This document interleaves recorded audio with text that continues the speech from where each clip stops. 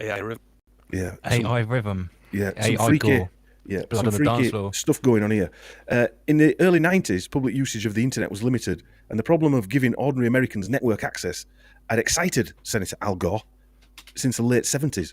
Gore's involvement in then developing the internet while in Congress with internet pioneers, was noted by internet pioneers Vint Cerf and Bob Kahn, who said, as far back as the 70s, Congressman Gore promoted the idea of high-speed telecommunications as an engine for both economic growth and improvement of our educational system. So go on, sorry, it really is Al Gore. Is he a fucking psychic or what? Come on. It's almost like he planned the whole thing. Yeah. I mean, It makes you think that, doesn't it? I mean, he's been given information 30 years ahead of what we're now living through, aren't we? Yeah, that is the gosh button, Andy. Yeah. The AI. Oh, someone. What's his name? Chico Jr. says the AI Gorenet. Gorenet, yeah. Gorenet, I like that. The Arrogance. So now if you think about it, Algonet. he's captured people with the global climate warming change, because most of that's an online thing, isn't it? They're pushing it via social media, etc. And he was pushing the net, if you like, that's captured people Every step of the way. Every step of the way, yeah. Or in the web. Yeah, he was the first, apparently in America, this is what they're saying, he was the first elected official to grasp the potential of computer communications to have a broader impact than just improving the conduct of science. When the internet was still in early stages of its development, Congressman Gore provided intellectual leadership by helping create the vision of the potential benefits of high-speed computing and communication. Someone likes him. He's got his hand in so many pies. It's like when you sort of peered him down into the Epstein hole. Like, he wasn't just this financier and playboy guy. It was like, right up there with the top of information technology, the top of the military industrial complex, gene editing. He had his own genetic farm where he was growing his own superior bloodline. Oh, right, really? Oh, yeah, we'll put on that list too. It seems like this guy is like, he's vice president. Yeah, almost became president. Almost became president, yeah. Probably should have been president if they'd have gone with the votes, but... Well, I think some of his family, what you're saying, some of his family were bidding against him, I think. Yeah, well, they're backing both sides, weren't they, by the looks of it? They always do. Some of his supporters. And when, as an example, he sponsored hearings on how advanced technologies might be put into use in areas like coordinating the response of government agencies to natural disasters and other crises. Like 2020. As a senator, Gore began to craft the High Performance Computing and Communication Act of 1991, often referred to as the Gore Bill, the Blood Bill. Mental. Yeah. So you guys unknowingly have been saying all this stuff. We were joking. We weren't joking. No. It taps into the algorithm. Yeah, you've been tuned into the algorithm. Maybe we reprogrammed it. Maybe it's speaking back to us. It knows how we think now, so it's just firing this stuff back at us, just to take the piss out Mandela of us. affected it. Yeah, that's what I was thinking. Exactly that. A localized micro Nelson took place. Listen. I had it this week. The missus goes to me, Didn't Judge Judy die in 2021? And I'm like, I don't know. I think so. Maybe. He was like, well, she's alive. I was like, oh, wait a minute. Is this like a Mandela effect? So I sort of had to check online. I was like, does anyone else remember Judge Judy dying? And no one else remembered. It was just me and my missus. I was like, no, that's just a localized micro Nelson. It's not an actual Mandela effect. That only happened to us. Like, maybe we just got it wrong.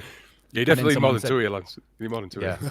But then someone said, oh, no, there was a fakery, a fake story on the internet that she died. And, who knows? Do you know, just quickly, I have an obscure Mandela effect. And Go on. I don't, you know Kurt Vonnegut, the writer? No. Breakfast of Champions. Anyway, I thought he died pre-2000, and I could go into it, but it doesn't matter. But apparently he died in 2004 or 2005. But I remember him dying before 2000. So if anyone else has got anything on Kurt Vonnegut dying, he wrote Slaughterhouse 5 and Breakfast of Champions. House 5, did he really? Yeah, Slaughterhouse 5, Breakfast of Champions. Slaughterhouse 5. Yeah. Yeah. And I remember him dying like 8 years earlier than he did. Anyway, Does anyone else actually remember Nelson Mandela dying in prison? Because I do. No, I don't, if I'm honest. I can't say I do. But Chris remembers the different coloured leg on, not R2-D2, CP3. The two that got me about the Mandela effect is C-3PO's leg being silver. because it never was. I've been a massive Star Wars fan my entire life. No way was it silver. It wasn't.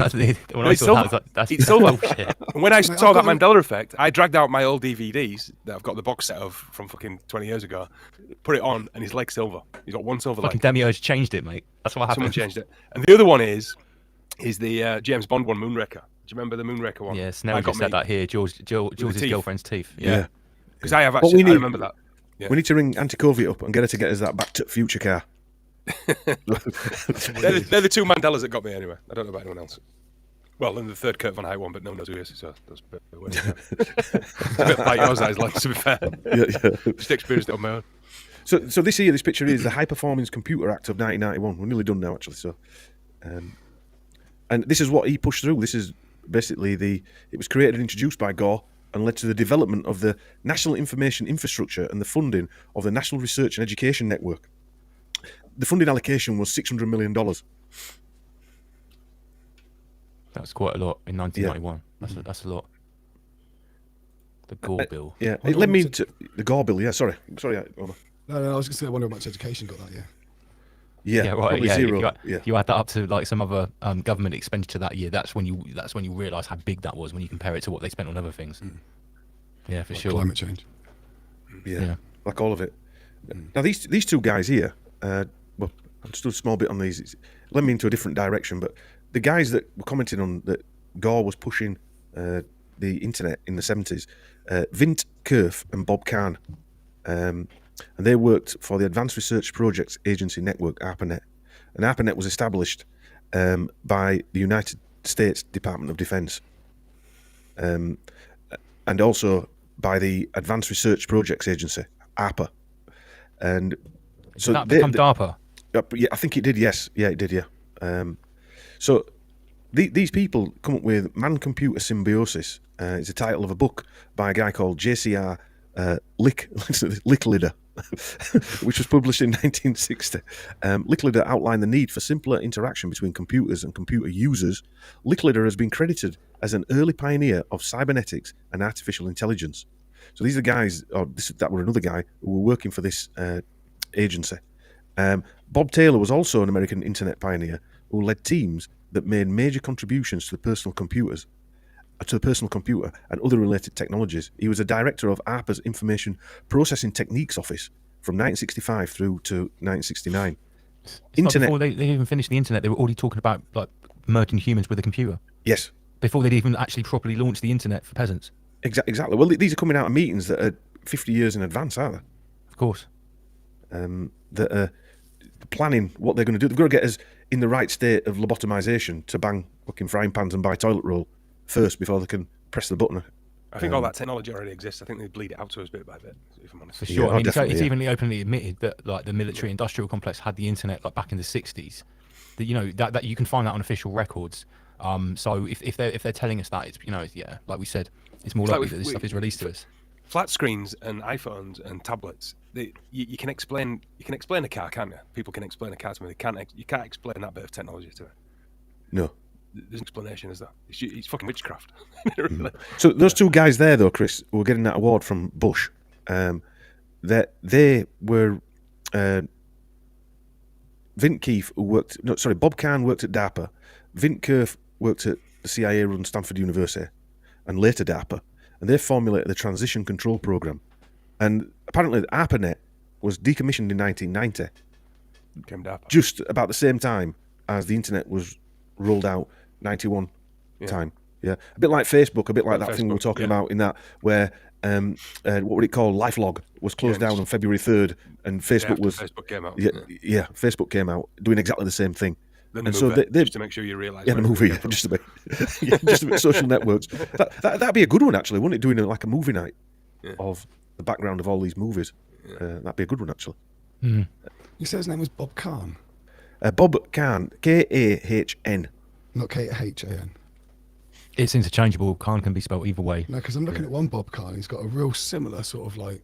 He's from Yorkshire as well. No, he was from Yorkshire. I don't think they Kahn- can. Khan this just means guy's like, priest class in Arabic. Right. This guy's into like global transformation programs and all sorts of stuff. Really Same as cool. when you see Cohen. Khan is the same thing. Yeah. It's interesting because I just did a quick search because I've never heard of this guy before. But I've come up with the wrong guy, but it's very similar. Like, Right. Yeah, because he's got the Some sort same of name. background. It's just the pattern repeats. Well, this guy called himself a bearded villain. You know what I mean? I noticed the So, yeah, Amish guys are in the chat. They're fine. Yeah, Amish big shout out guys to are in the Amish notes, Inquisition. yeah. Phil- We're the yeah. Ramish. Right, Amish Inquisition. Yeah, Ramish Phil's, Inquisition. Phil's in the That's house. one. Yeah, Yeah, I came across their podcast through you Yeah, guys. great Actually. lads. Yeah, great yeah, lads. it's good. Yeah, yeah. We're gonna have a chat with them next year, I think. Yeah, Yeah, that'd be a good one. yeah, I've Yeah. got a lot of questions I want to know about the Amish sort of. They're not actually Amish. Oh, they're No, No, they've just got really good beards. Yeah, just got ZZ top beard. I actually asked them why they were called Amish Inquisition. I didn't really get a straight answer, to be fair. Yeah. I'm assuming they're not actually Amish. I thought it was just the beard. No, they're not. Okay. No, It says, good I podcast, think though. It's he good said, podcast. yeah, because he said they respect the Amish's viewpoints. I do now as well. I used to think they were backwards. Now I realise that they're forwards. Yeah, I yeah. came They're across- fucking Amish. I came across this video. There's not a right lot of talking in it, so it's only for a minute, but it gives us a bit of a breather. And it's got Sir Richard Branson and Chris Martin at Davos doing a UN photo shoot. Are they gonna need your hand job? Well, yeah, I'll reach around. All right, let me get it up one sec. Let's have a look. Ambassadors, if we could bring them in a second. Hello. Oh, hello.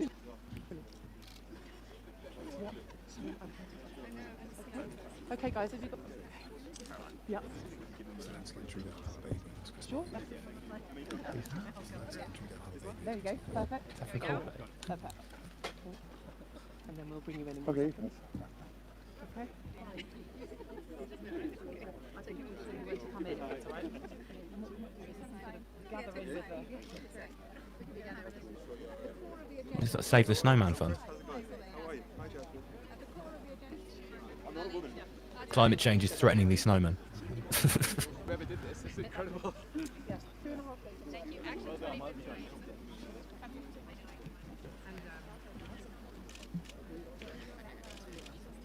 Is that all right? Brilliant. No problem. Thank you guys. Thank you very much. So that was a nice little photo opportunity, nice little publicity stunt there. Well, again, they're just dragging all these people in. I mean, Branson's a well-known It's tragic, mover and isn't it? shaker. Don't you think that Eh? looks tragic? It looks tragic, you know. Yeah. They're Sad. both worth all that money, and they've got to stand there with a load of fucking snowmen having the photos taken. Do you know what I mean? Snowmen lives matter. You were Branson, telling a you know- story, Chris, about Stevie Wonder when you went to watch him Yeah. once. Yeah. That's an interesting story. Yeah.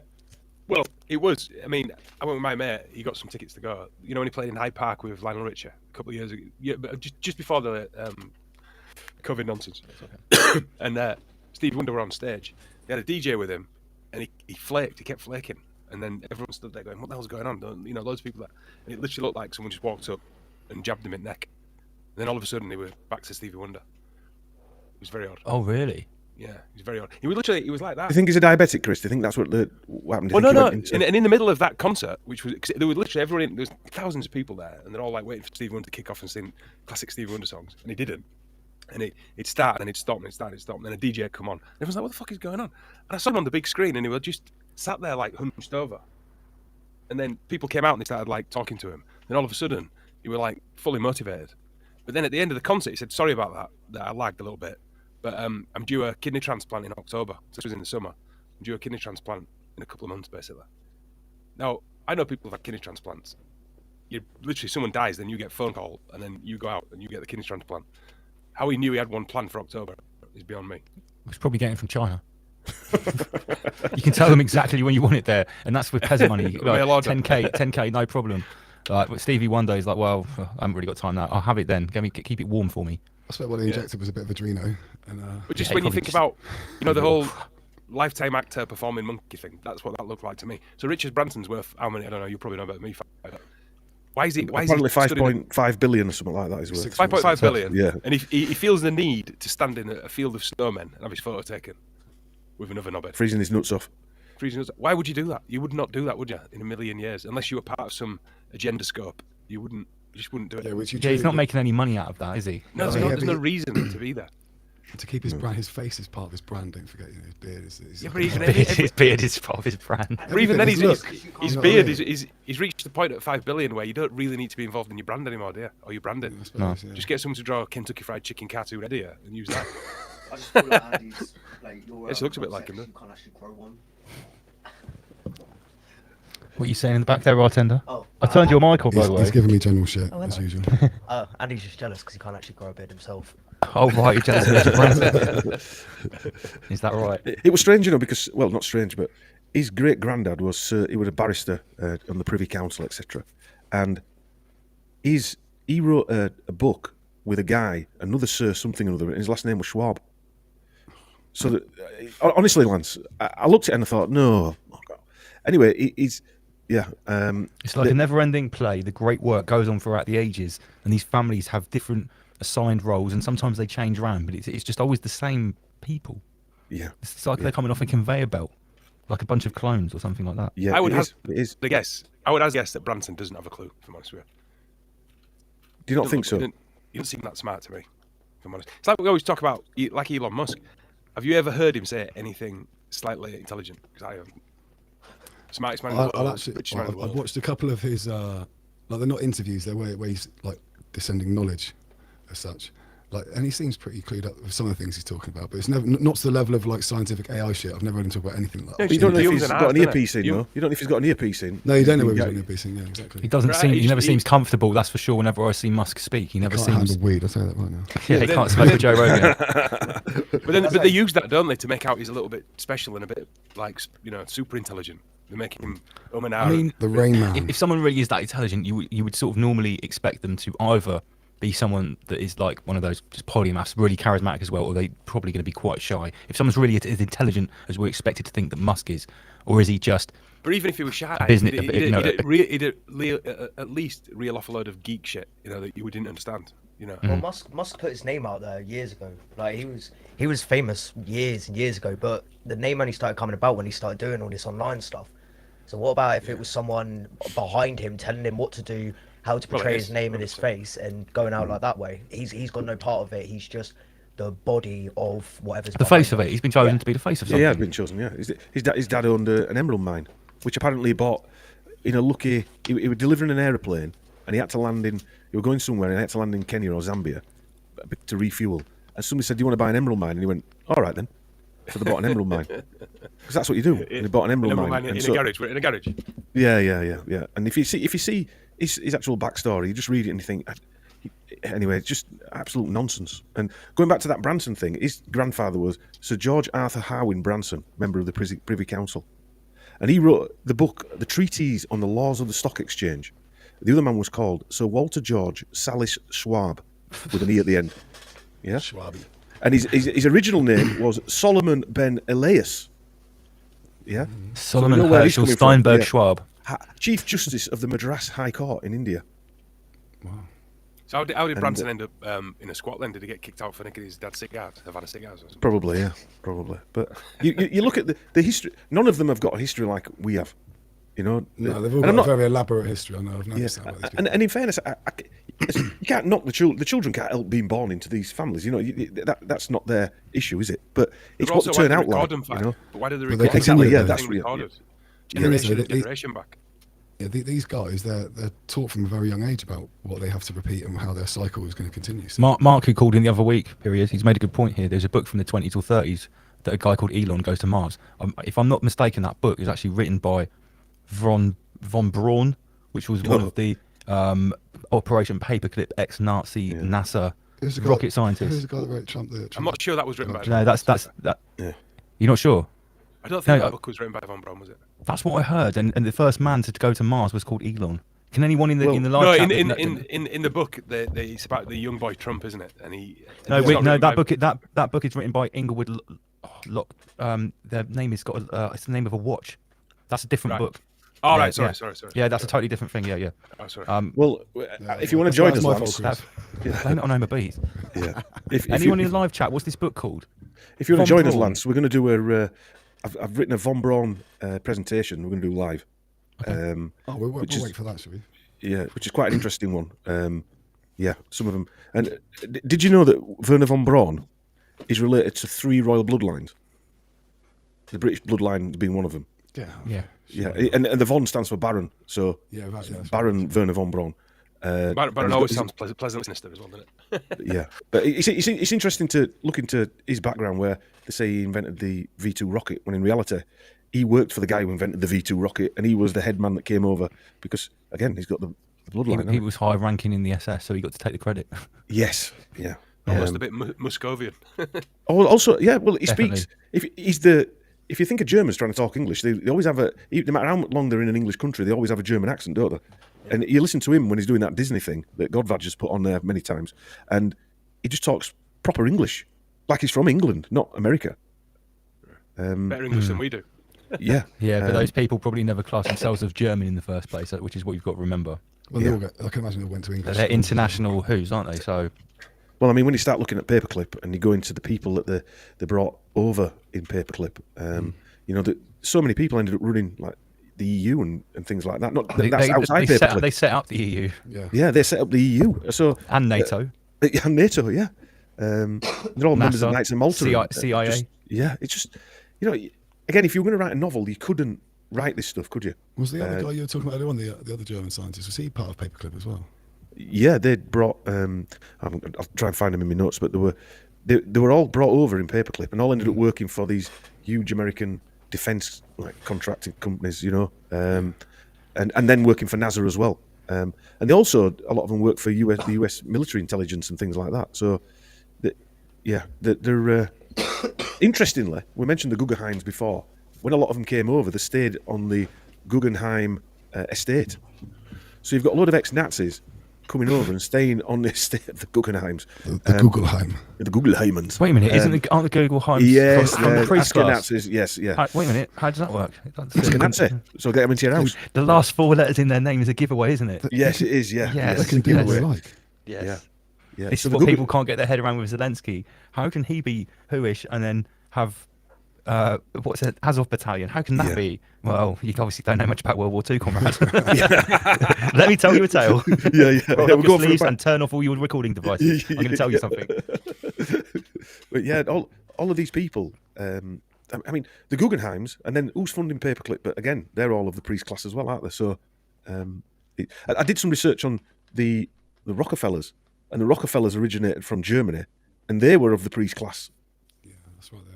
Yes, the Sabbatean Frankish priest, Yeah. whose Messiah came in 1666. Their Messiah Yeah. has already come, Yeah. been and gone. And so they all, which so I was telling, it was Jacko. I think Jacko's in the chat tonight. Crabclaws. He was telling me the other day that after Kanye has rant about the priest class, they've now got Robert Peston. You know, the guy that does all the business things on TV. He's of the priest class. Badil and a few other people now, sort of publicly coming out saying we're going to set a group up to be against all the anti-Semitic rantings of people. So you can't even mention the word or you're anti-Semitic. Yeah, no, this is one of the issues that I've discovered when you're even looking at research. Pattern recognition is anti-Semitic. The algorithm is going to pick it up. Even when you start researching, that's why you start to get shut down. Yeah. Yeah. Globalist fire, anti-Semitic. You can't even say globalist now, can you? That's anti-Semitic. Or a woman could on is it LB radio? What is it? LBC. Is it LBC radio? A guy rang in, was saying that Rishi Sunak is a globalist, and the interviewer, a lady, said to him, "I'm just going to have to stop you there. You can't say globalist because my priest class listeners won't be happy." Wow. Yeah, that's recent. That's all in the last 2 weeks. I saw David Icke, or King David as we refer to him around these parts. He got banned from travelling to the rest of the EU last week. He got banned from the whole EU for being anti-priest class, apparently. Wow. I guess that's what they got him for. Yeah, it was. Yeah. Can't Kobe said this is anti-God badge. Anti-God badge. Right. Yeah, so yeah, there is the Walter the unspoken Robert ones. Walter Robert Dornberger, I think the guy you're looking for the V2. Okay. Yeah. He came over. He was awarded the Iron Cross as well by Hitler. But he came over anyway. Services to the parasite. It was that research centre, wasn't it? What it called? Peenemünde or something like that. Army Research Centre, that massive underground place. And I think this guy ran it, Major General Dr. Walter Robert Dornberger. That's the name of it. Vegan burger. Domburger. Yeah. A vegan burger. Yeah, it's from Wakefield, yeah. That's what made me laugh, the vegan burger. Yeah. So he was the guy that came over. Grab Cole's put on there a minute ago. I forgot to tell you earlier on. He said, "Can you stop telling people I watch OnlyFans?" You don't watch it all the time. He's not watching it tonight. He's got a split screen. He's got us on one screen and OnlyFans on the other. Yeah. Who's he subscribed to on OnlyFans? Have you got OnlyFans, Chris? No, I've never seen it. We didn't even know what it was until Jacko told us. Recommended it. Yeah, recommended it. Don't watch TV, Jacko. What should I watch? OnlyFans.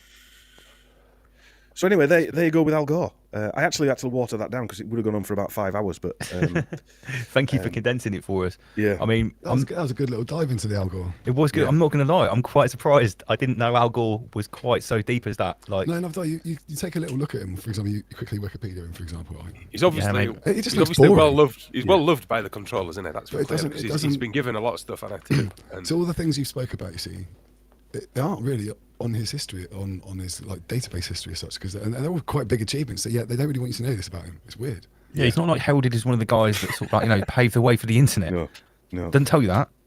no. Jacko says, No, I'm always watching OnlyFans, you knobhead. Oh, Jason is denying these allegations. You didn't watch it, he's on it. Yeah, he's on it. 32,000 subscribers. Does it have a crustacean section on the OnlyFans? All right. So while we still got you here, and before we switch over to music from the bartender, let's talk about climate change and some of the other stuff that's been coming out. Look at these. Here's some other things I picked out. Studies now show that microplastics might act as a beneficial dietary fiber. What? What? I had to check. I had to check this out and make sure it wasn't a that meme. can't be real. No, it is real. I It is saw that. real. Yeah, no, I saw that. Yeah. No, That's obviously, not very carbon friendly, though, is it? I don't think they're trying to suggest that like the random microplastics that you already get out of like fish and stuff are actually good for you. They're saying they can make these new type of microplastics. They've actually got nanotechnology in them, so they break down your food when you eat them.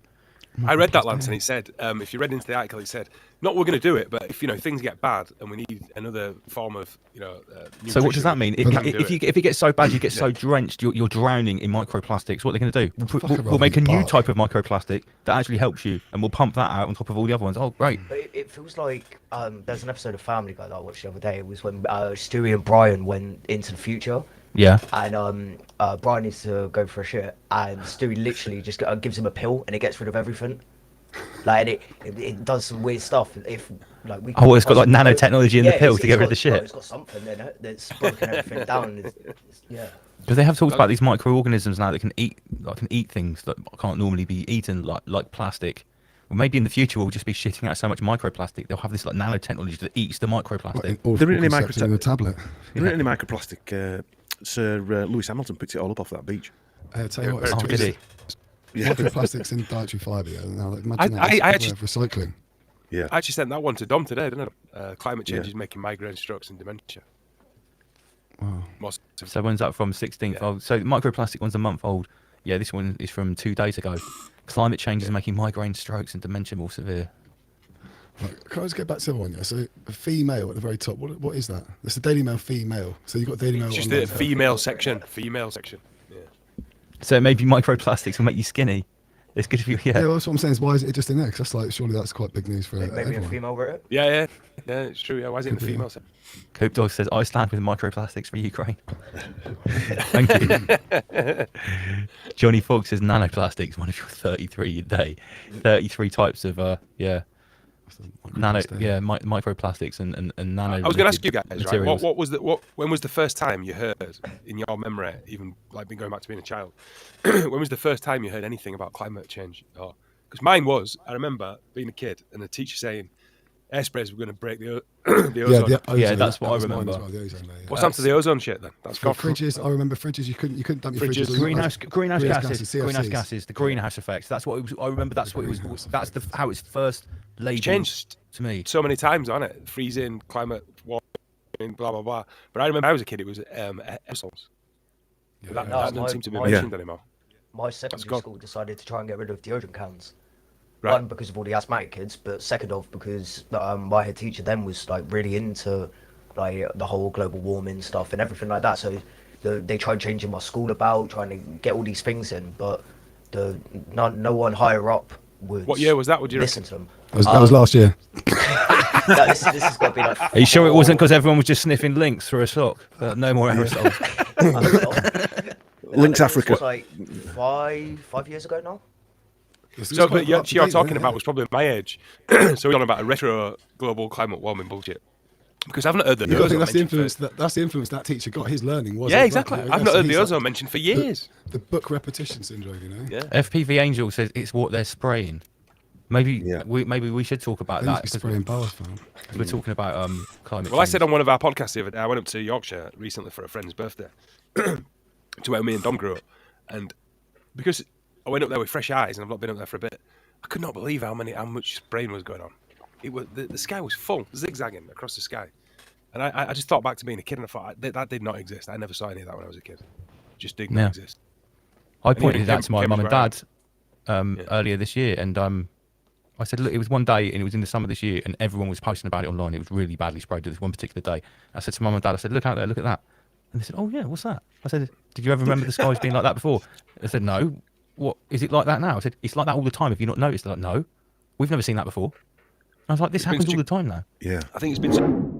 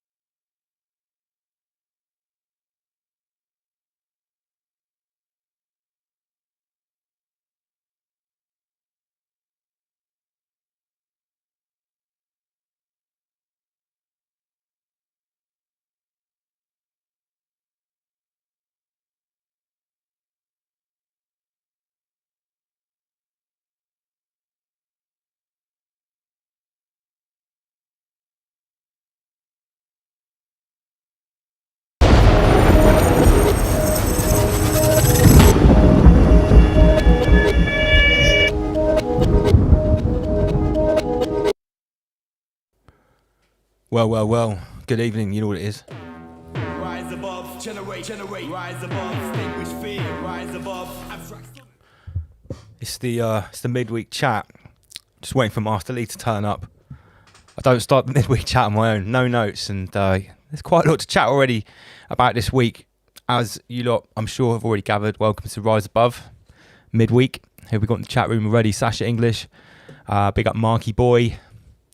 Thanks to everyone tuning in on Facebook and on YouTube. It's our little midweek catch up. Oh, here he is. He appears out of the ether. Welcome, Inner Guardians. Salutations. Salutations. Let me turn you up. That's better. And third force elucidations. Definitely, yeah. Whoa.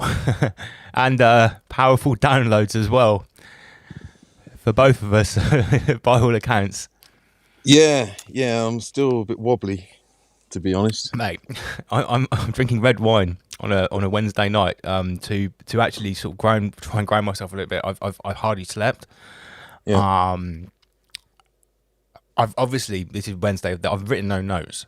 I've got no notes and I've got no topics apart from the whirlwind of things in my head. Yeah. That's been sort of spiraling since Friday. Is it fair to say that? Yeah, something's been triggered. Something has been triggered. And I mean, I feel like we have potentially opened up some kind of rabbit hole. It's like we've opened some sort of portal that now the 33 is coming through. The Eye of Ra. Yeah, the Eye of Ra has been fully activated. It really has. And I'm sure, we might have some naysayers watching and think, well, these guys are off their heads. But we also have many other people that have been avidly watching and possibly casually watching. And I know that they've noticed something that's happened in the last couple of weeks that seems to be leaking out into the observable reality around us as well, which is quite startling at times, as you and me have been chatting about. Yeah, well, yeah, it can be very subtle as well. It's always the subtle things that you need to look out for. So we had the show on Friday. It's all about paying attention. Yeah, right. Okay. That's how we pay. Remember, nothing's for free in this realm. There's no credit. No. And the way that we pay is we pay attention. Yeah, and there has been an awful lot to pay attention to. I felt like at times I was having my face held up to it and I couldn't stop watching. But it's like, for me, I mean, it started really on Saturday. I noticed like, because on a Saturday after the show, I sort of get up, it's 10 o'clock, a little bit late, maybe have a bit of a sore head, and I sit at the console and I start looking at reviewing the show, maybe editing it and stuff. Yeah. But I just noticed they were just like, okay, the energy's building. There's stuff going on. I knew that the footy was the next day, which the energy harvesting ritual was coming up. Yeah. And yeah, well, anyone look, I'm beating around the bush here. Anyone that follows me on Facebook has seen what's happened to me since the last show. I feel like a man possessed. I feel like the denying force has been giving me my own personal show that I have already been given the script to. And so, I know exactly what's going on, and there's just a whole audience of people watching the Denying Force show that have no idea to translate what's going on. Yeah. And then obviously we had the Bread and Circus Festival on Sunday. Now I want to talk a little bit about that because I'm sure you didn't watch it. Did you watch it? No, I didn't watch it. I was trying to follow it on social media, so I kind of got the gist of the score line. Yeah, but this then is what I did as well. To be fair, right, I should have put money on it because I predicted Italy to win on penalties. Yeah, I did as well. I've actually recorded it in terms of like I've got messages that I message people when they ask me what I thought the result would be. I said Italy on penalties. Now everything that we're talking about at the moment, I've got all the slides for this, but as you know, I don't do slides on a Wednesday night. We have a casual chat. So everything that we're talking about now, we are going to go into much more detail on Friday because I feel like this week has been absolutely monumental. But yeah, I at some points was in the same room as the Bread and Circus Festival was happening on the TV, but I made a very, very conscious effort not to look at it for a second because I didn't want to give it my energy. Now, here's the weird thing. When it got to the penalties, I was in the room and I was still rabbit holing on my small devices in my hand and not looking at the Bread and Circus Festival because I didn't want to give it my energy.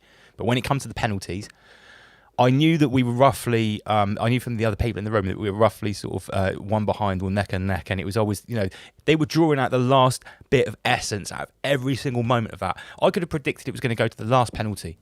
I mean, I don't watch Bread and Circuses, right? But when I do, it's a big international game, and England are in it. That's the only time I'm ever in the same room as Bread and Circuses, right? Yep. Is it just me, or does that not always happen? That it always goes right to the end to penalties, and it's always in the last bit. It's not like, they have penalties, and the first someone scores the first three, then the other side's knocked out. That never happens, does it? No, it doesn't. It's almost as if the anticipation and the inevitable grief that's coming is being stretched out and extracted as much as possible. You're insinuating that it's by design. Hey, everything's on the table. This is rise above, right? Yeah. Political happenings are by design.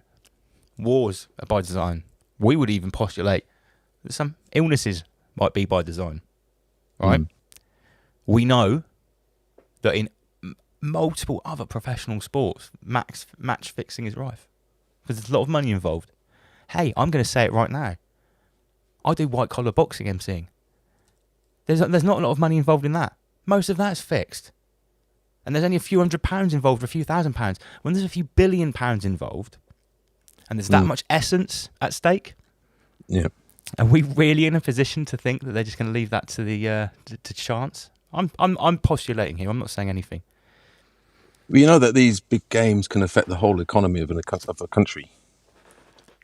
Of course. The result. They could affect the whole political outcome of a country by the look of it. I mean, we're going to get onto that next. Because for me, that was just the second part of the Energy Harvesting Festival ritual. So did you experience anything by watching the penalties? Right, sorry, I got totally sidetracked. Right, so I was trying to do my work on my tab on my device and not watch the Bread and Circuses. But at one point, and I think it was 2 shots before we inevitably lost, I looked at the screen and I knew that we were about to take a penalty, and mate, I literally felt like a fist had reached out into my chest, grabbed a big fucking handful of my essence and ripped it out of me. I could feel my tension, and I was going, and I was like, wait a minute, I don't even like bread and circuses. I know what all this is. What the fuck's going on? It had me. By the grapes. It had me by the grapes, by the metaphysical grapes, and it was squeezing my metaphysical grapes like that. And I know I'm gonna say I've got in control of my third force. I know how this works, and it had me. I was like, fucking hell. Because I don't ever watch it as a point of principle. But I was like, wow, that's how powerful it is. Yeah. That's some powerful bread and circuses, mate. Indeed, yeah. Well, there's two ways of looking at it. One is like you can have your grapes squeezed unconsciously, or you can have them squeezed consciously. Yeah. Now, if they're squeezed consciously, you've then got a chance of actually drinking your own wine, or the wine that comes from it, as opposed to those that have their grapes squeezed unconsciously. Someone else is drinking their wine.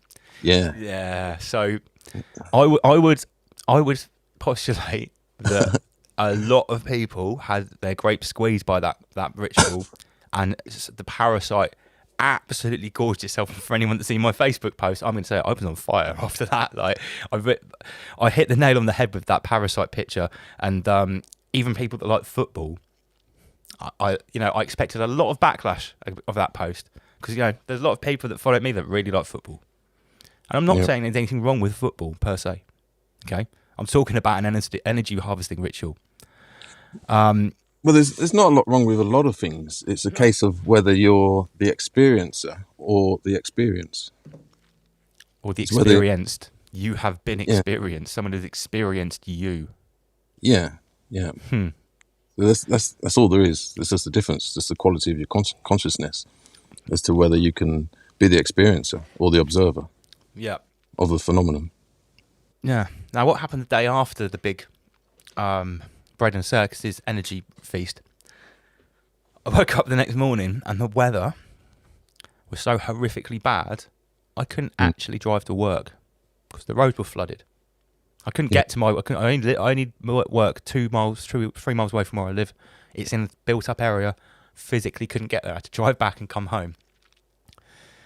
Now I just had a thought, and I shared this thought with you, and I'll share it with everyone now. I thought to myself, if I was a bread and circuses fan, if I was a Moon's fertilizer sack, just an unconscious NPC or whatever, and I had gone to the energy harvesting festival and literally just spilt my loosh everywhere, I felt like absolute shit because England had lost. There's no more 3 lines on a shirt. I've lost all my energy, and I've drunken 10 cans of wife beater the night before. Now I am by default going to feel like absolute dirt, right? What would really top it off for you the next morning when you've got to go up? So let's face it, and I'm not going to be generalised here, mostly blue collar work, labourers, guys in building sites, and loads of people that work in offices as well watch the football. But a lot of those people that were at the football were working people, had to get up at 8 o'clock the next morning, most of them, and go to work in that. Yeah. And now this is going to sound really far out, but I'm going to say it anyway. If I was one of those top horizontalists working for the dark occultists, and I was in charge of the administration of this energy harvesting festival for the consumers, the parasite, whatever it is, however we're conceptualizing this. When you have a really good party and you've consumed loads of whatever, when you wake up the next morning, some people want hair of the dog that bit them, they want a little bit more to take the edge off it. Yeah. Or maybe the parasite the next morning thought, oh God, I really gorged myself from their essence last night. Fancy a little bit more. What would really piss them off? Well, that's the type of people that have got access to HARP, maybe. Just a thought. Yeah, that's why... just a thought.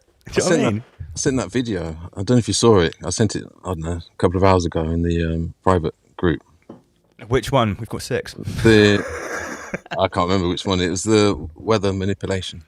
No, mate. I had to stop looking at my device a couple of hours ago because people are still sending me videos and stuff. And stop. No, I haven't seen it. What was it? Well, I didn't look into it too much, but I sent it to you because I thought you might get a chance to look at it. Okay, I'll review it. I'll review it before Friday because remember we don't bring any external media in on Wednesdays. It's just chat. But I'm going to build a whole slideshow of like covering this week. So yeah, and then that'd be the equivalent of like being a collapsed deck chair on a beach in the rain with an Italian flag or towel draped across it. with a German sat on top of the Italian, a German using an Italian flag as the towel to get the deck chair in the morning. Gosh. Hey, the Aborigine language is really coming on. So that would have been the final squeeze and grind of the pulp left from the grapes. Yeah. The last drops, the real scraping the bottom of the essence barrel. Yeah, so the parasite really gorged itself this week, but then it wasn't finished, because then, after it had harvested all the energy from the grief of not winning Euro 2020, it decided to go onto the BLM summer narrative and start stirring the race pot. Yeah.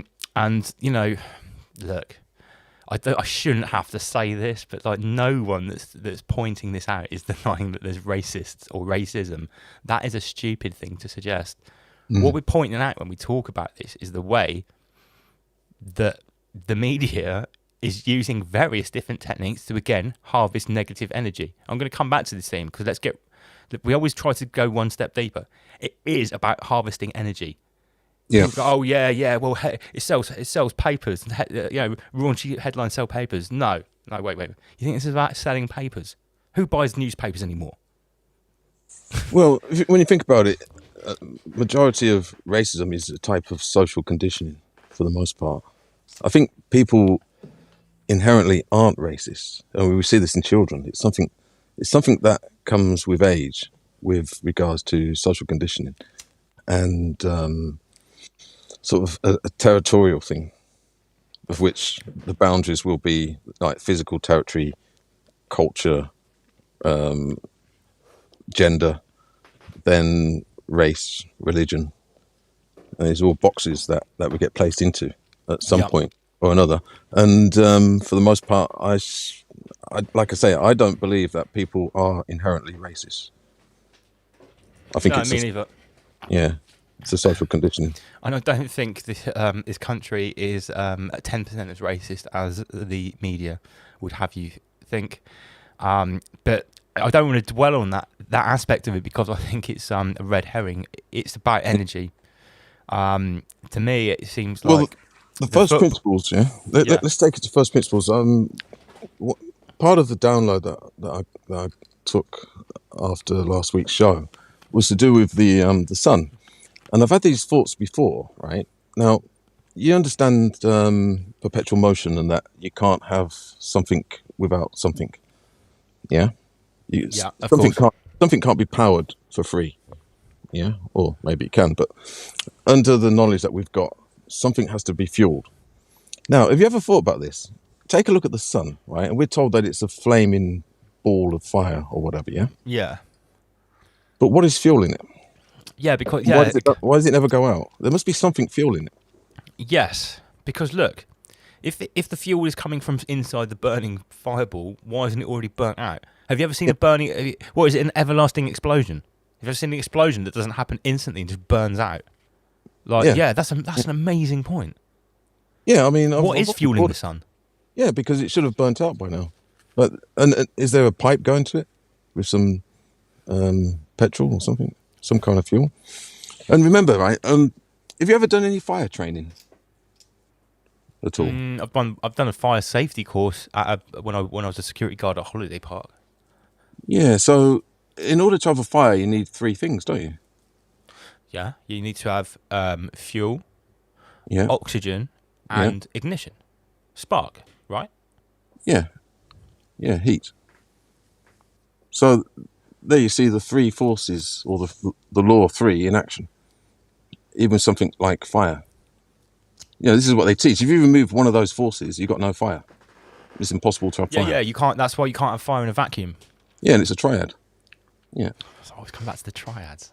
Yeah. Mate, but we haven't really talked about like the impact that the law of 3 has had since we've dropped that. So many people have been messaging me, emailing me, sending me pictures of 33 that they screenshotted underneath my comments where it says 30 all the time. I'll show you all on Friday. But I think we've really helped some people. I think we have genuinely helped some people at least start to regain their third force. Yeah, well, I did try and give a warning that it may transform, your existence in this realm. You did.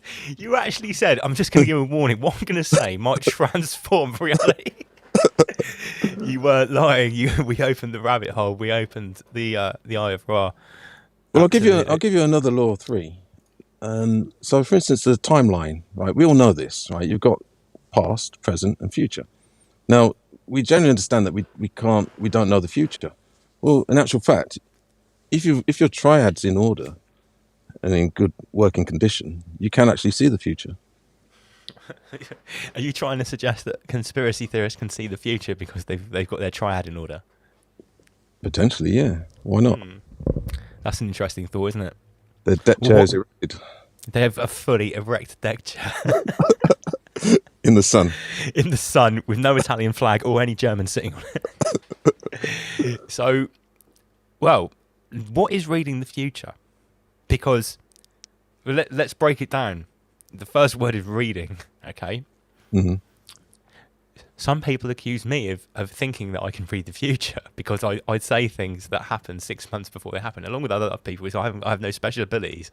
Yeah. Well, the first word gives it away. It's called reading, right? Because, believe it or not, the future is written down because the future is being forecast from the present, in my opinion, okay? It is being forecast from the present by those that are in control of more than one triad. Their triad and our triad. Again, this is what 33 is about. And those who are in control of those two triads, they like to forecast and tell us what they're doing ahead of time.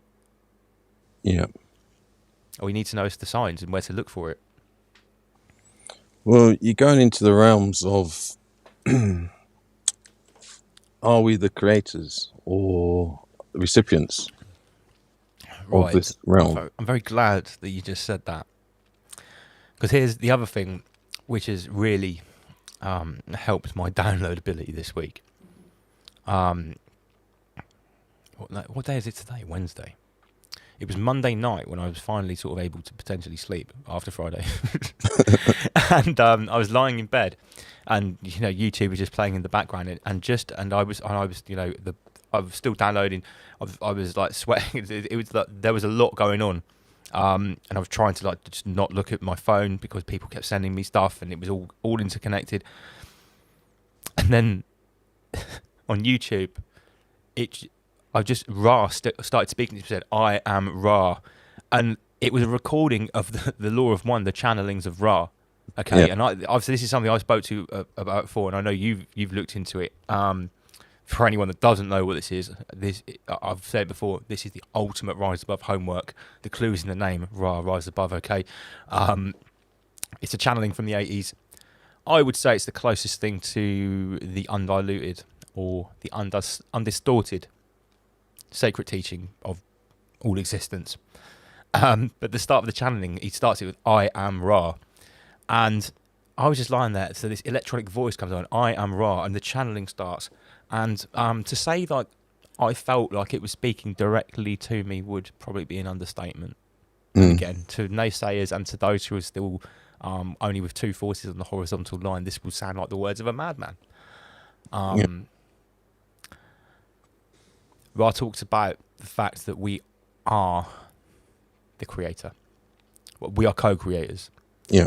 And Ra conceptualizes... Well, we can be. We can be, yes. Yeah. We are not by. We should be by default, but we are not. We're not inherently, but we can be. Well, remember weeks ago or even months ago, I said that nature takes us up to a certain point naturally, and then it leaves you there, and then it's down to your decision as to whether you want to actually evolve further than that point. Yeah, you have to. We are the only creatures, right, that actually have to make an effort in this realm to transcend. Yeah. All of the creatures have absolutely no ambition to transcend other than what they already are. Yeah. Now, what Ra says in the channelings of Ra, when he talks about the denying force, and he doesn't say those words, but this is what he says. He says the denying force are here to provide a catalyst. And this is what you say as well. And you say, this catalyst they are trying to negatively charge us. Okay, because in their minds, the more we're negatively charged in this negative cycle, then our next harvest may be positive. Yeah. Now, this made me think really hard, right? I've honestly felt like I've been channeling something in the last couple of days, and my activity has been. I had no choice about those posts I was making; they were happening. Though the information was coming to me, I was processing it, I was putting it out, and I was trying to de-occult what was happening in real time. And I thought to myself, and I tried to use this theme of this catalyst. What have I actually been doing, right? Well, it's catalytic conversion. Now listen, they're providing a catalyst to try and harvest as much negative energy as they can from negative emotions like fear, anger, jealousy, rage, etc. Disappointment, yeah. Okay. Well, through whatever I've been doing and whatever my abilities or my learnings have been, I have got the ability to see that very, very clearly for what it is. Like I said, I felt this week like I've had a direct channel to the director's cut of what the denying force is doing. Yeah. Well, if I can take that catalyst and convert it into an inverted energy of whatever you want to call it, de-occultism, basically, I'm converting it into an energy which is de-occulting the denying force. Because if anyone's been watching my post this week, everything that they've done, I've tried to counteract it. Master Lee, have you ever seen a one-handed puppet master? A hidden hand. No, like like a traditional puppet, a puppeteer. Have you ever seen one with one hand? Well, the puppet's got one hand. No, the puppeteer. I've never seen a one-handed puppeteer. Well, they normally got two. Of two course. Puppets. Okay. Yeah. And the point that I'm getting at, the puppet master always has two hands. So what I saw online this week, and I hope I shook some people up. I saw a lot of people that are completely on board to the way that the denying force works with the Soviet Union. Yeah. But as soon as it did exactly the same thing with another medium, which was the football and racism, I couldn't see it. Yeah. So when I say I've never seen a one-handed puppet master, I'm sure there's a one-handed puppeteer somewhere, but he can only do one puppet like that. It's not very impressive. A puppet master always uses the left hand and the right hand. And that doesn't mean necessarily the two opposing forces of one argument, i.e. Tory, Labour, whatever. Red and blue. It means that while you're, it doesn't necessarily mean when it means if you've identified the puppet master's hand over here doing this, well, if something else happens over here, then you should always ultimately assume that that's the puppet master's hand as well, because most of the time you'll find out it is. Catalytic conversion. Well, here's one for you, right? In protection or personal protection. So, for instance, if somebody rings your doorbell, and this is in context with personal protection, technically, you should actually check the back door because it's a distraction. So if there's a commotion... How many people do that? None. No. Nobody. But you do, don't you? You check. Well, it's the command room. It's literally like a foundation principle of personal protection, the art of distraction. Look at how pickpockets operate. Distraction. Yeah. It's it's basics really. When we think about it. It is because again, anyone that's following some of the posts I made, it's not easy. It's not difficult to pick apart. Well, it's not difficult to show that is a puppet master's hand when you look past the very thin veneer. Racist tweets, bot farms in India. Look, yeah. Well, it's like I was trying to say last week or the week before that this whole spearing program. They told us it was one thing. It's the old people. It's nothing to do. The youngsters have got nothing to worry about. And then look what's happening now. What are they going for now? Yeah. The complete opposite. Well, yeah, because the puppet master's hand is over here with Marcus Rashford and Raheem Sterling and that. You know, they've made those guys out to be saints, and then they've just fed them to the lions. It's mental when you realise how this works. But you know, this is also embedded in the occult and the esoteric teachings. The whole thing about as above, so below. Yeah, that is actually used against the vast majority of the population and occultists. As above, so below. Think about it. Think of the pyramid. As above, so below. In actual fact, it should be as below, so above, or as within, so without. Now, this is the greatest trick of all time. So we automatically assume or say quite happily, as without, so within, as above, so below. But when you actually look at that in itself, what is it telling you? It means that you're the effect, not the cause. You can be manipulated from above. Yeah, from without. it automatically puts you at the bottom of the triad. Yeah. It puts you at the bottom of an upside down triad. Yeah. Yeah. And there's lots of occultists that don't even pick up on that.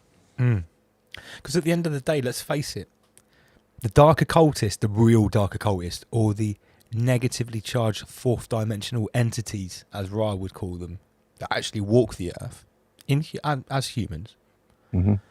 they are slaves. They might be doing service to self here in this realm. Yeah. But the reason that they're having to do 95% negatively charged service to self is because they're serving a master who demands it. Mm. And they will ultimately feel the karmic effects of what they do as well.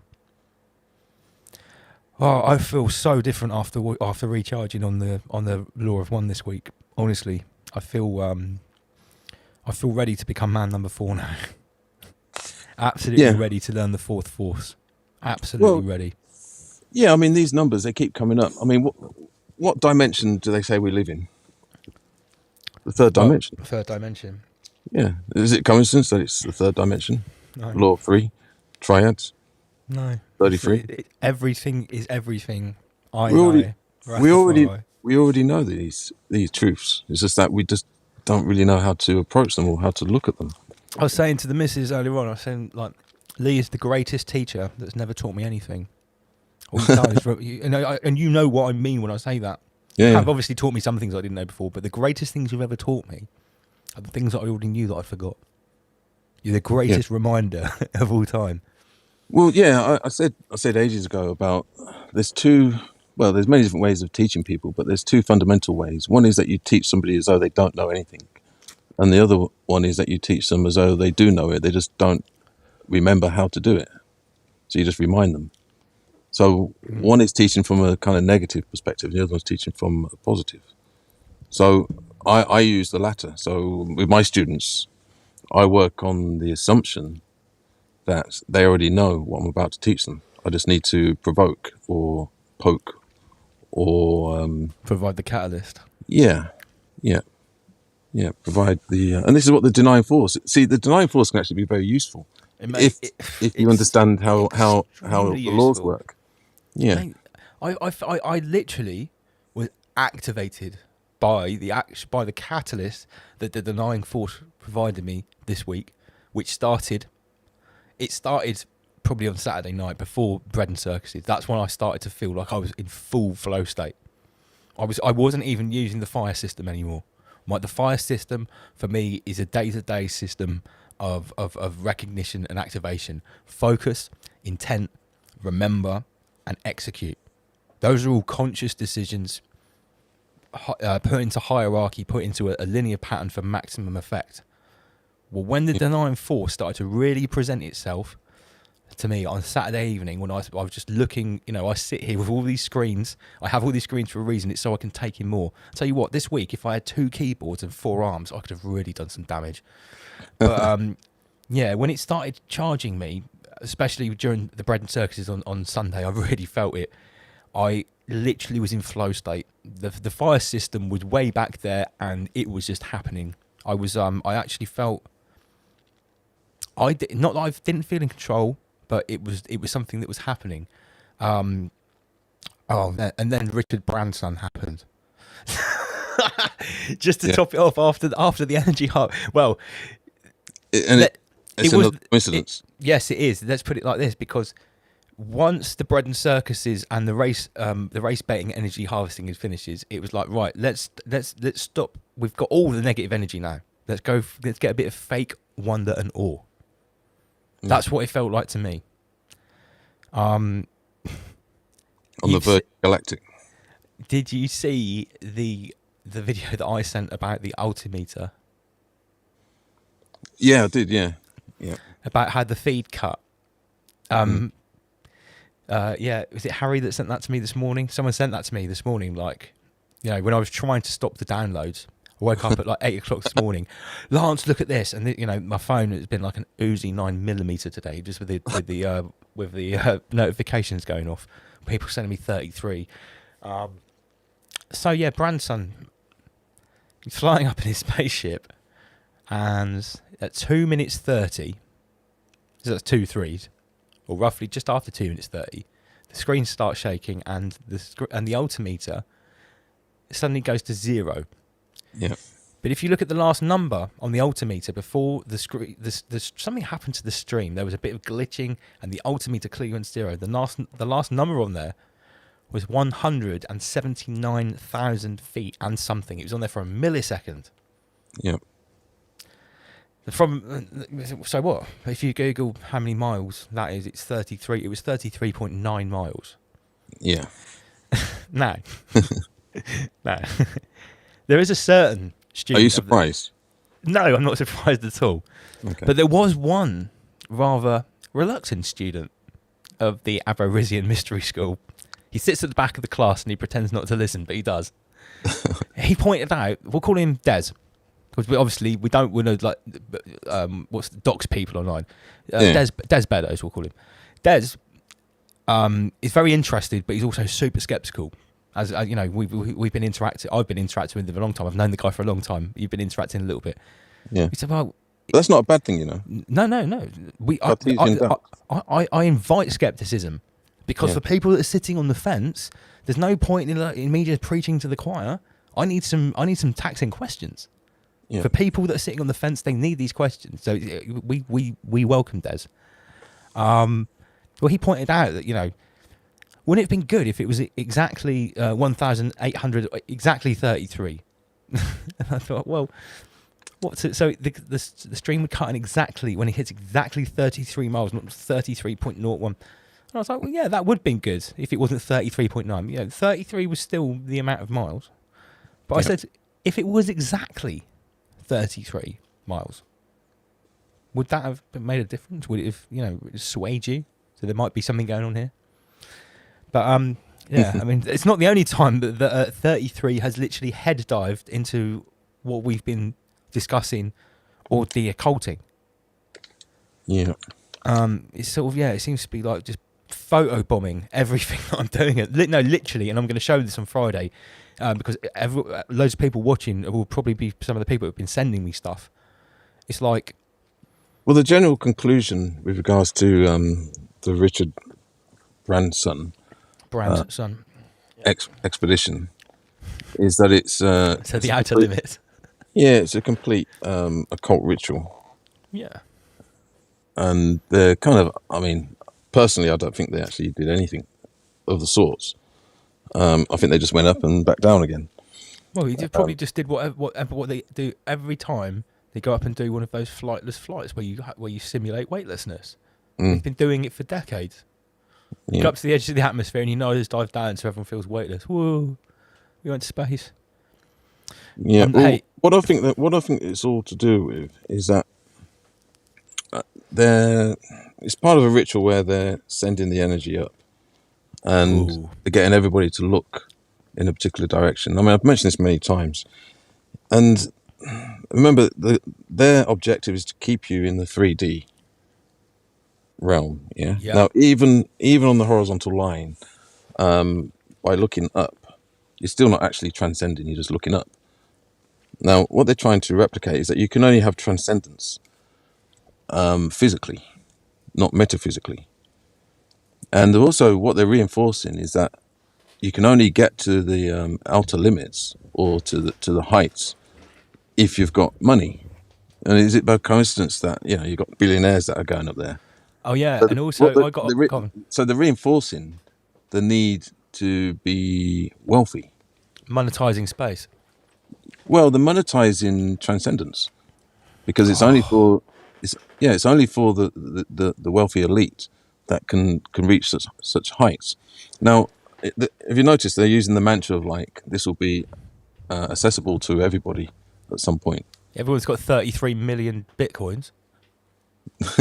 Well, they're saying that they're doing this so that everybody can go up there one day. But I think that would be just, of course, are we really going to be floating around, the outer limits of the atmosphere? I don't think so. I think they're just using a precursor for the synthetic upload or the augmented reality or AI. Artificial reality with regards to like headsets. I did mention this in one of the groups. Yeah, you did. You like, what's the point in spending all that money and risking going up there and burning all of that fuel, right? Okay, let's think about it. We are supposed to be entering this new zero carbon universe, whatever. Yeah. Zero carbon universe. But everyone's going to be going to space, and like, because we know how much like fuel it takes to get out of the atmosphere. That's a lot of combustion. A lot of combustion. Yeah. It would be much easier just to put some goggles on, wouldn't it? Yeah, which is what they'll do. I mean, would anybody know the difference if you're putting some kind of pod and put a headset on you? I mean, it did actually cross my mind. I mean, this is reaching a little bit, but this whole thing about covering your face and wearing a mask is in preparation for augmented reality. So mate, nothing's reaching anymore. Nothing's reaching. So, in a few years' time, I mean, look, they've got to ease us into it slowly.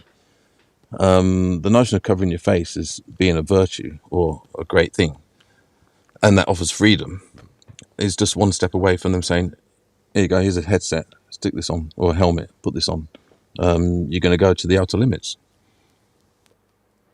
And would you know the difference? I've already showed Earth 2. I showed you Earth 2, the synthetic universe that is already created, and people are buying real estate there. I showed it 6 weeks ago. It's been a big thing this week. That there are like absolute record sales of land in Earth 2. Like I think like the prices of land in Earth 2 are skyrocketing more than on Earth. Yeah, like it's gonna be more it's gonna be more pleasurable and more sought after to live in the synthetic universe than here. Yeah, well, I mean, stunts like what they've just done will add to that, will add value to that. And also, what's his name? He's involved with Bezos. Is it Bezos? Well, isn't he about to go to the outer limits next week or something? Because I've heard people talking about that today. He's got some cock rocket or something. Looks like a penis. Yeah, it was meant to be the story or the whatever. Yeah, it's meant to be that those two are having a sort of dick measuring competition. Yeah, two of the wealthiest dudes in this realm who could actually, with their combined wealth, solve every single problem in this realm. Yeah. How arrogant of them. Yeah, and they've decided just to sort of masturbate all that money. Just build a big cock, fly in space. Yeah, and also that's symbolic with these kind of things that go up into. I have an excellent meme. I have an excellent meme about this for Friday, by the way, about why Richard Branson's still a virgin. You might, yeah. Oh, I won't ruin it. It's really good. Okay, yeah, I'll stand by for that one. Yeah, he didn't make it. He's still a virgin. Yeah. Anyway, yeah. I mean, look, was it a coincidence that all these things coincided all at the same time? I just feel like. Do you know what I was thinking earlier on? I remember back in the day when I would do. I rabbit hole every day. I still do. I did, and I still do. But back in the day when I wanted to expand the breadth of my rabbit hole, I would have to really sort of sit down. I'd write a list of all the different subjects I've gone through before, the books I'd read, the websites I've gone all the way through, the researches that I'd finished with, and I'd actually have to search out the knowledge. I'd have to go onto forums, ask other people about new avenues of investigation, to Yeah. learn new things. Now I literally just have to switch on the Denying Force channel, and it's like it's every day it's throwing things in my face. Yeah. But I Well, would barely you even just have enough reminded time to me. do any background reading anymore.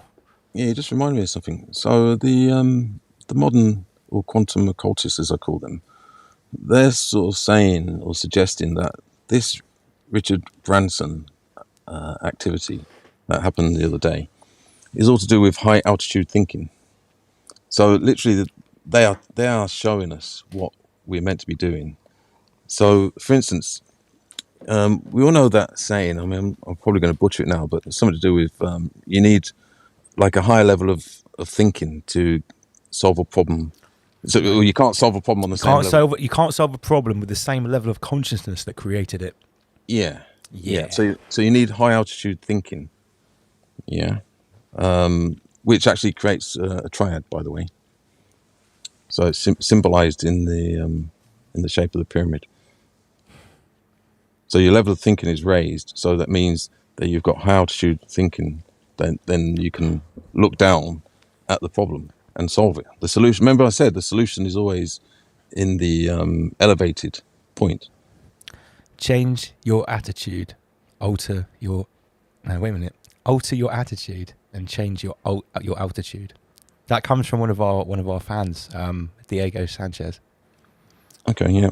I really like that. Change your attitude and alter your altitude, and the altitude. And it doesn't mean about being higher than other people. It's not about a hierarchy of who knows more. Because that's another thing. They say, mate, oh, you rise above. Oh, you think you're above everyone else. No, not above everyone else. The only thing we're rising above is the Denying Force and the effect it has on us. We don't want to be a reactor. We want to be creators. And that's what it comes down to. And this is one of your mantras. Reactor or creator. The teacher of my teacher, he used to say to his students something along the lines of, we're bipods. We stand upwards. We stand erect. We're not worms or slugs that crawl along the floor horizontally. We are meant to be upright beings. And it's not by accident that our brain is at the highest point. We could have our brains in our feet. We could imagine having our eyes, in each toe or something like that. Yeah, imagine that viewpoint. Well, I should imagine there's quite a few people that volunteer to live life in that way with 2 pairs of socks on and big boots. What a meme. I hope Irish man is watching. It's good to know that it's like you say, a consciousness factory. We put ideas on the table, and then we have members of the team watching that. It's like, right, yes, that's a meme. That's a meme. It's good to have Irish man back. You need a meme jingle. Oh, yeah. There's a lot of new jingles coming. I said I was in the studio this week. I'm a Beats. You need to get those jingles sent over to me. Wow, we've got 100 people watching on a Wednesday. Soon, Wednesdays is going to be as popular as Rise Above Fridays. I can see it coming. I need this Wednesday as like an anchor point. Because if I didn't have this conversation now before Friday, I think like this conversation is me downloading my download. You know what I mean? Yeah. Yeah, I can't believe the next show's in 2 days already. It feels like I don't know what it feels like. Well, look, I mean, we're living in an asylum, so this is almost like a counselling session. Absolutely. The Friday night where like the patients can sort of it's group therapy. That's what it is. Yeah, a group hug. No, yeah. But look, right? These are cult groups, esoteric groups. That's what they do. They meet up once a week, once every 2 weeks, or once a month, and it's literally like a couple of hours of sanity before you go back into the asylum. Yeah. Well, we're just a dear cult group, aren't we? Because like anyone can watch this show. You don't have to like know a secret password. No. Yeah. Although we do need to have something like the 33 private club or something. Oh, what? No, 33 club. No, that would go against our whole ethos of being the occultists. Yeah.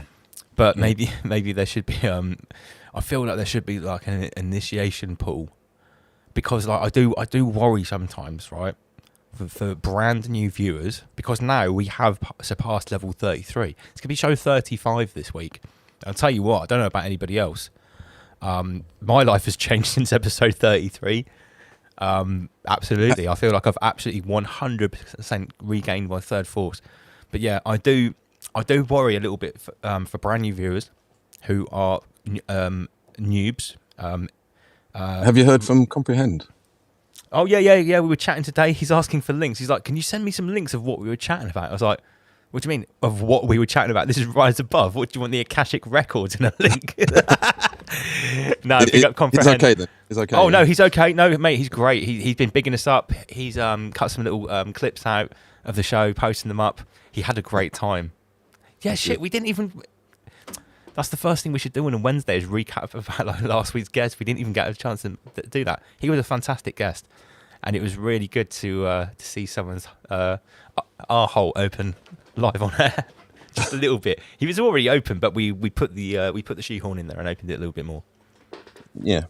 No, it's very good. I was actually looking at some of his stuff, and I was really impressed. Yeah, Mate, no, he's really talented. He's really a truly talented. great rapper, mate. Like my missus isn't really into rap, and she's like, yeah, I mean, he's got like his historic references. He's deep. It's funny.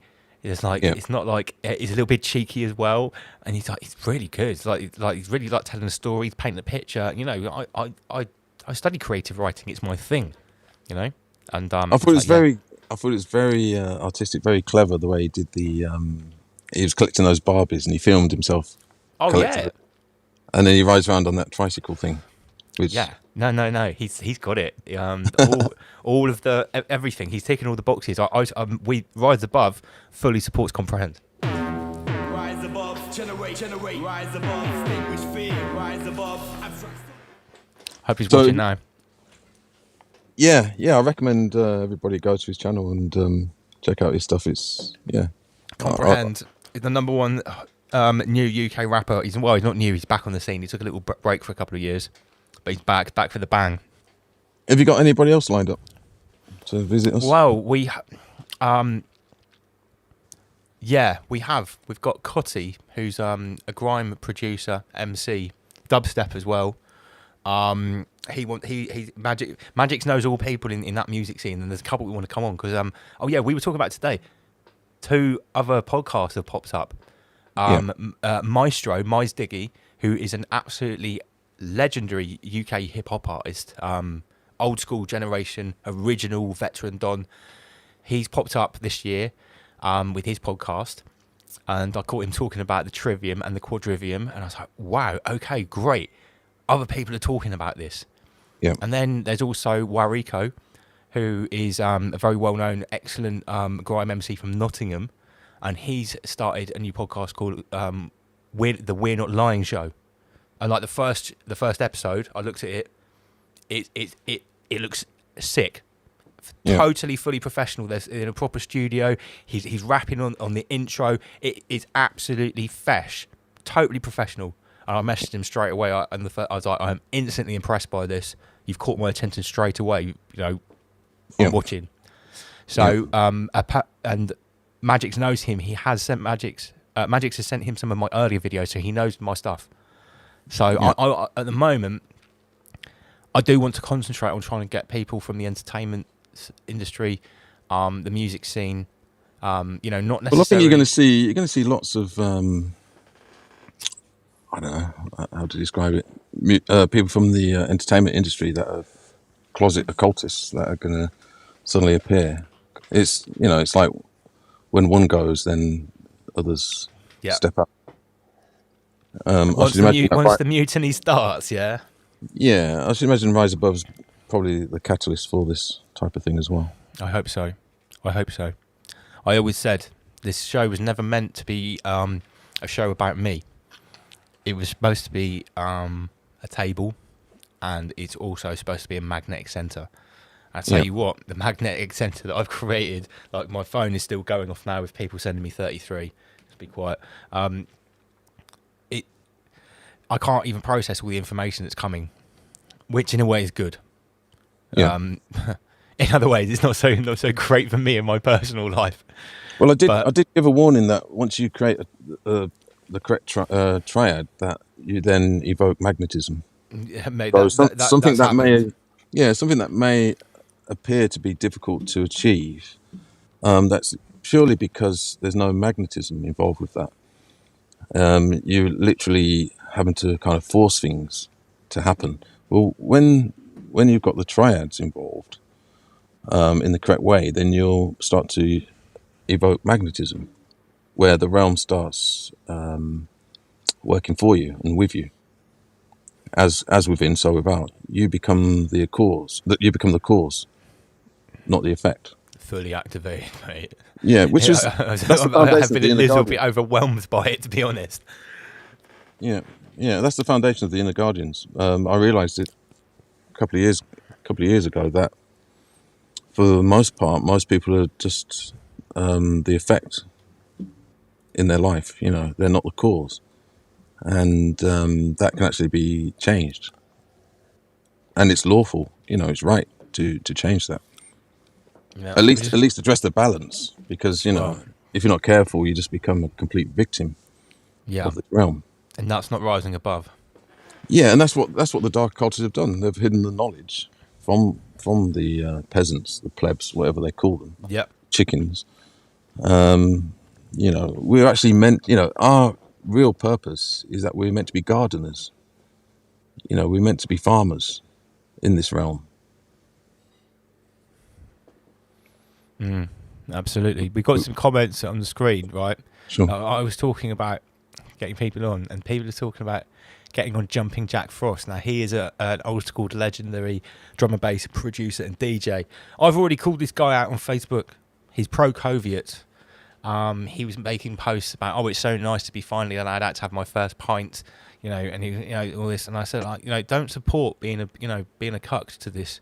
And I called him out. No reply. Well, apparently he's been stirring the race pot in the last couple of days as well, so I don't think he'll be coming on. I would happily come on and take him to task and tell him what I think of him, but I don't really think that's great viewing for everyone, because I think this guy's an agent, to be honest. That's what I think of him. For anyone, if anyone is sprouting pro-Coviet stuff in one sentence, and then in the next sentence when we switch to BLM Summer is stirring that, I would be highly suspect of any people, especially in the public eye, that are acting like that. They're probably trying to score brownie points, in my opinion. Yeah, well, there's lots of contradictions going on. I've forgotten his name now. The guest that you had before, Slim. Terror Slim, yeah. I mean, he's hit the nail on the head quite a few times with regards to, spotting all the time. Spotting the contradictions in what people say and what they do, and flip-flopping. People that claim to be these social justice warriors or uber compassionate types that are out for the good of everyone, well, they seem to be noticeably silent when the ultimate threat is presented. Some of them seem to be siding with the ultimate threat and helping to enforce it, collaborating with it, and trying to make excuses for it. So yeah, I mean, I've had the same, and I've seen the same in my own industry, which is protection, and I've been called out, saying that I shouldn't mix my personal opinions with business matters on social media. This is aimed at Facebook, because that's really the only social media that I use. And well, my business is personal protection, and as far as I'm concerned, this is the greatest existential threat in recent history. So I'm not actually mixing business with my opinions. I'm using my business and my opinions in context with personal protection. Now, but as a personal protection specialist, your job is to use your opinion to identify threats, isn't it? Yeah. I mean, I've said this so many times. I've been so disappointed in all these personal protection gurus that haven't spotted anything that's doesn't appear to be as it should be in the last 18 months. Yeah, I keep going to say last year, but it's what is it? 18 months now. It's Almost. 18 months. 18 months into the Soviet Union now. People are saying get guidance on. He's great. He made the anti spearing tune that got banned. He's great. Other people are saying about Mr. Traumatic. Now, Mr. Traumatic, this Welsh rapper, I do still think he's all right. But he blocked me on Facebook because I called him out for being a hypocrite. He was always going on about smoking high grade weed, and he grows the best high grade weed.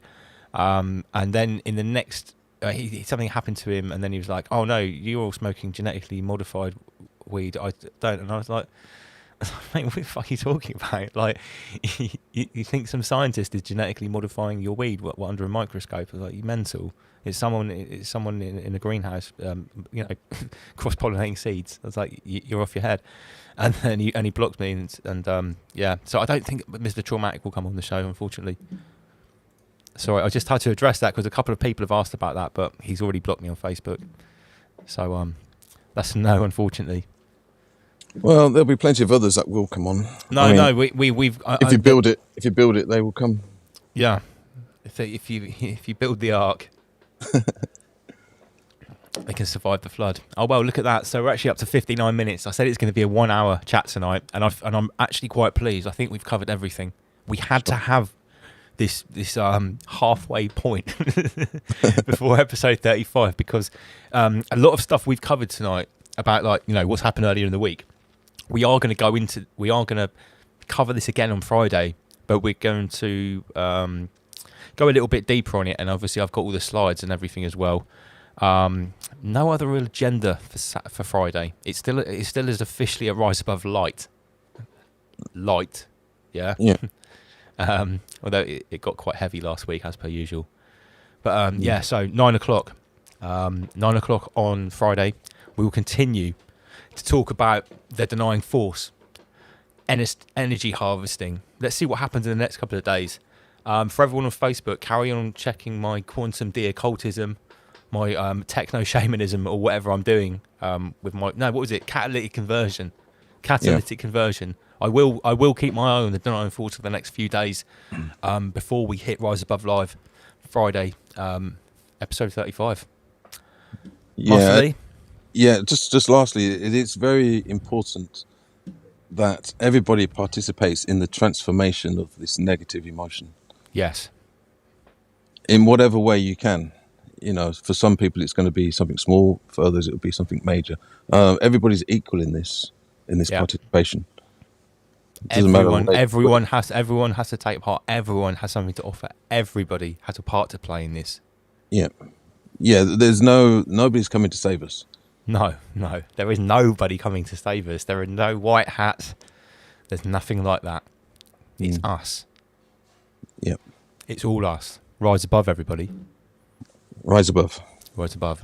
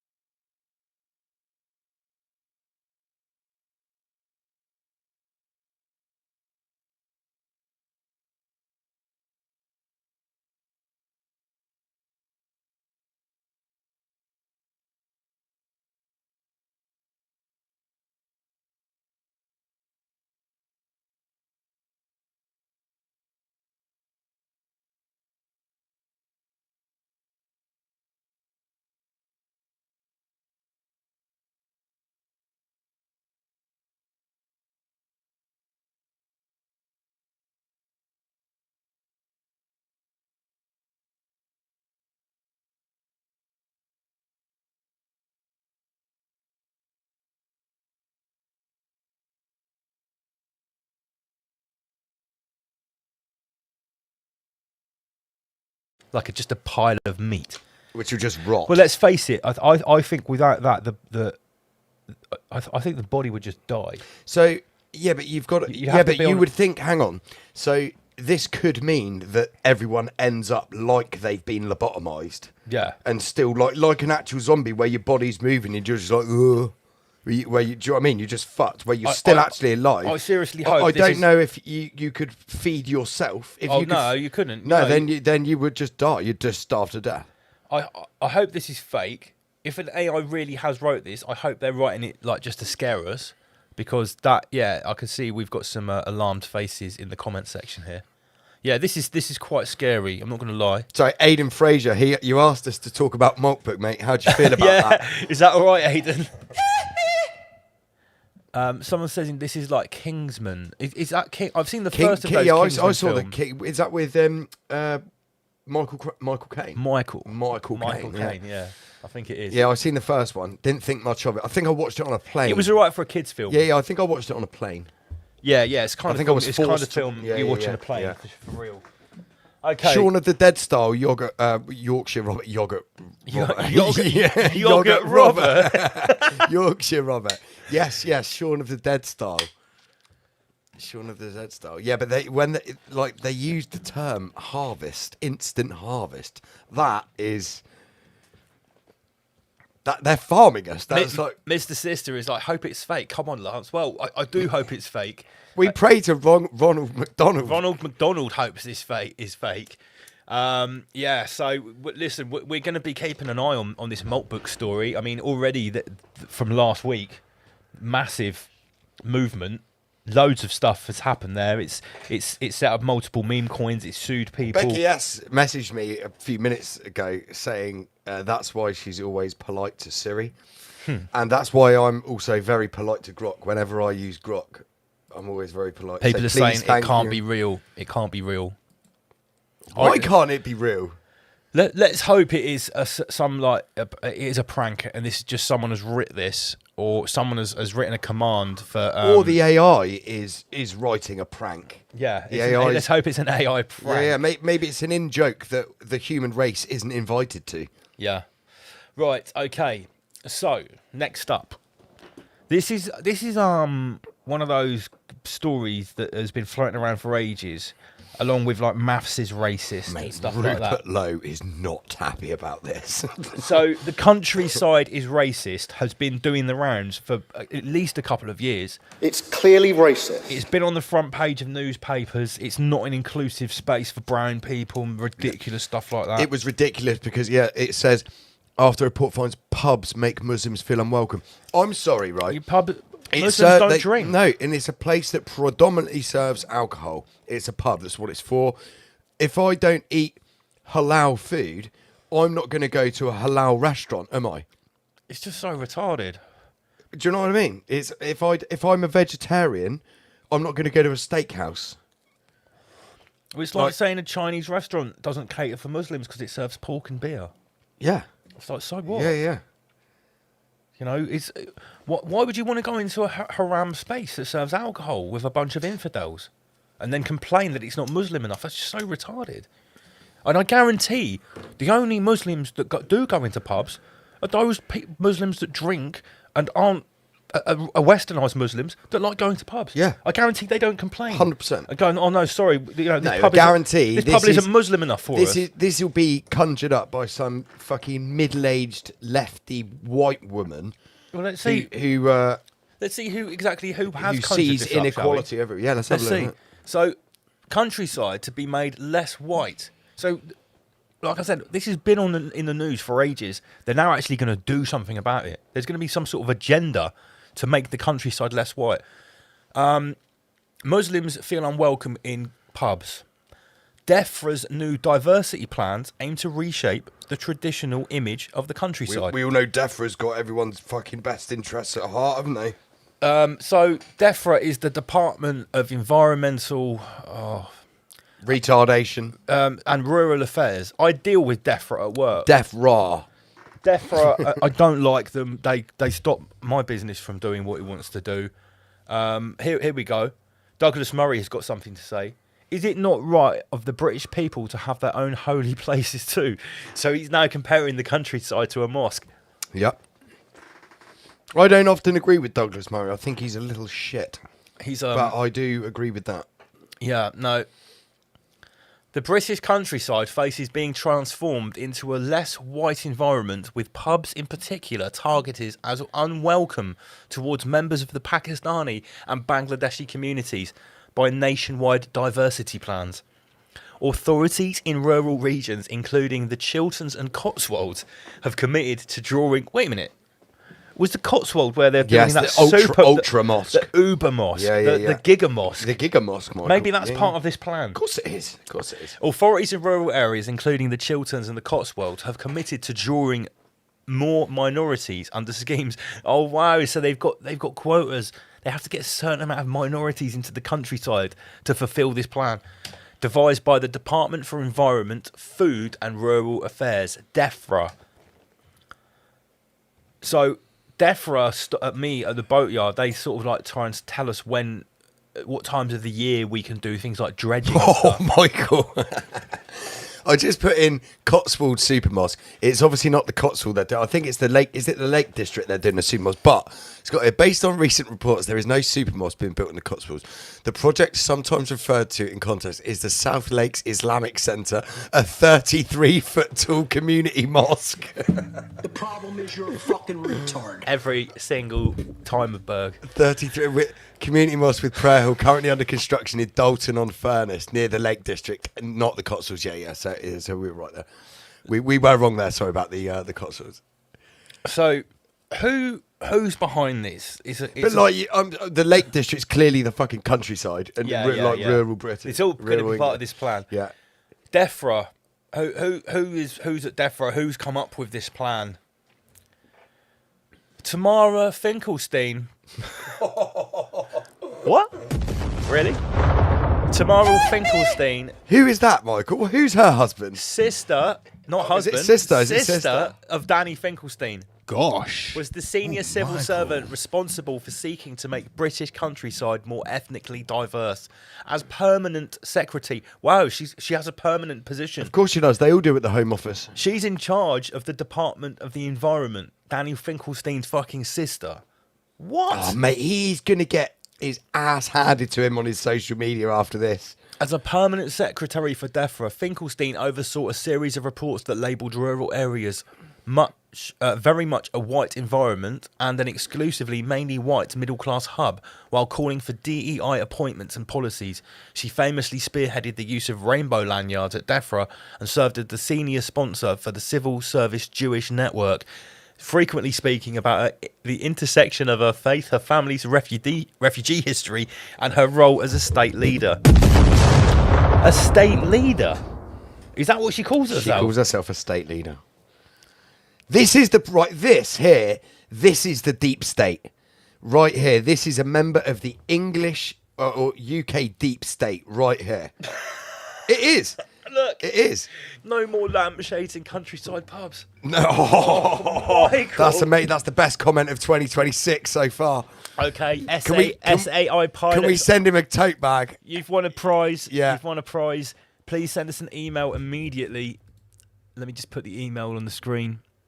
No more lampshades in countryside You have won pubs. a prize mystery bag. Send us an email at riseabovelivestream@gmail.com. That is the best comment of 2026 so far. 100%. But this is what I'm talking about. This is the actual deep state. These are the people that that think they're running the country, that put these ideologies out for everyone else to I never even heard onto. of Danny Finkelstein before a couple of weeks ago. Mate, we should email this directly to Nick Fuentes. Yes. We should, 100%. Like, she's calling herself a head of state. She's the permanent secretary. But the thing is, these are the agencies that have a lot of power in this country. And since Tony Blair, the MPs can't, who were voted in by the constituents, they can't sack these people. She's the permanent secretary. She's permanent. When it says permanent, that means forever. This is what job. Rupert Lowe talks about. Like when a politician gets elected to do something by its constituents or the country, these are the people that stop it from happening. Yeah. This is literally the deep state. The same thing happens in all the other countries, but this is a member of the UK deep state.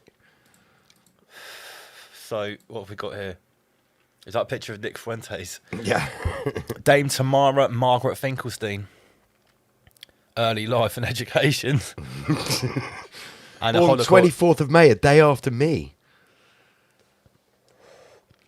Just looking at some of the comments here. My mum died in the Holly. Of course. She's Jewish and pro-Islam. Shame on her ancestors. Everyberg Singlestein Timowitz. Someone's wrote that. It's not looking good. It's clearly racist. It's not looking good. Okay.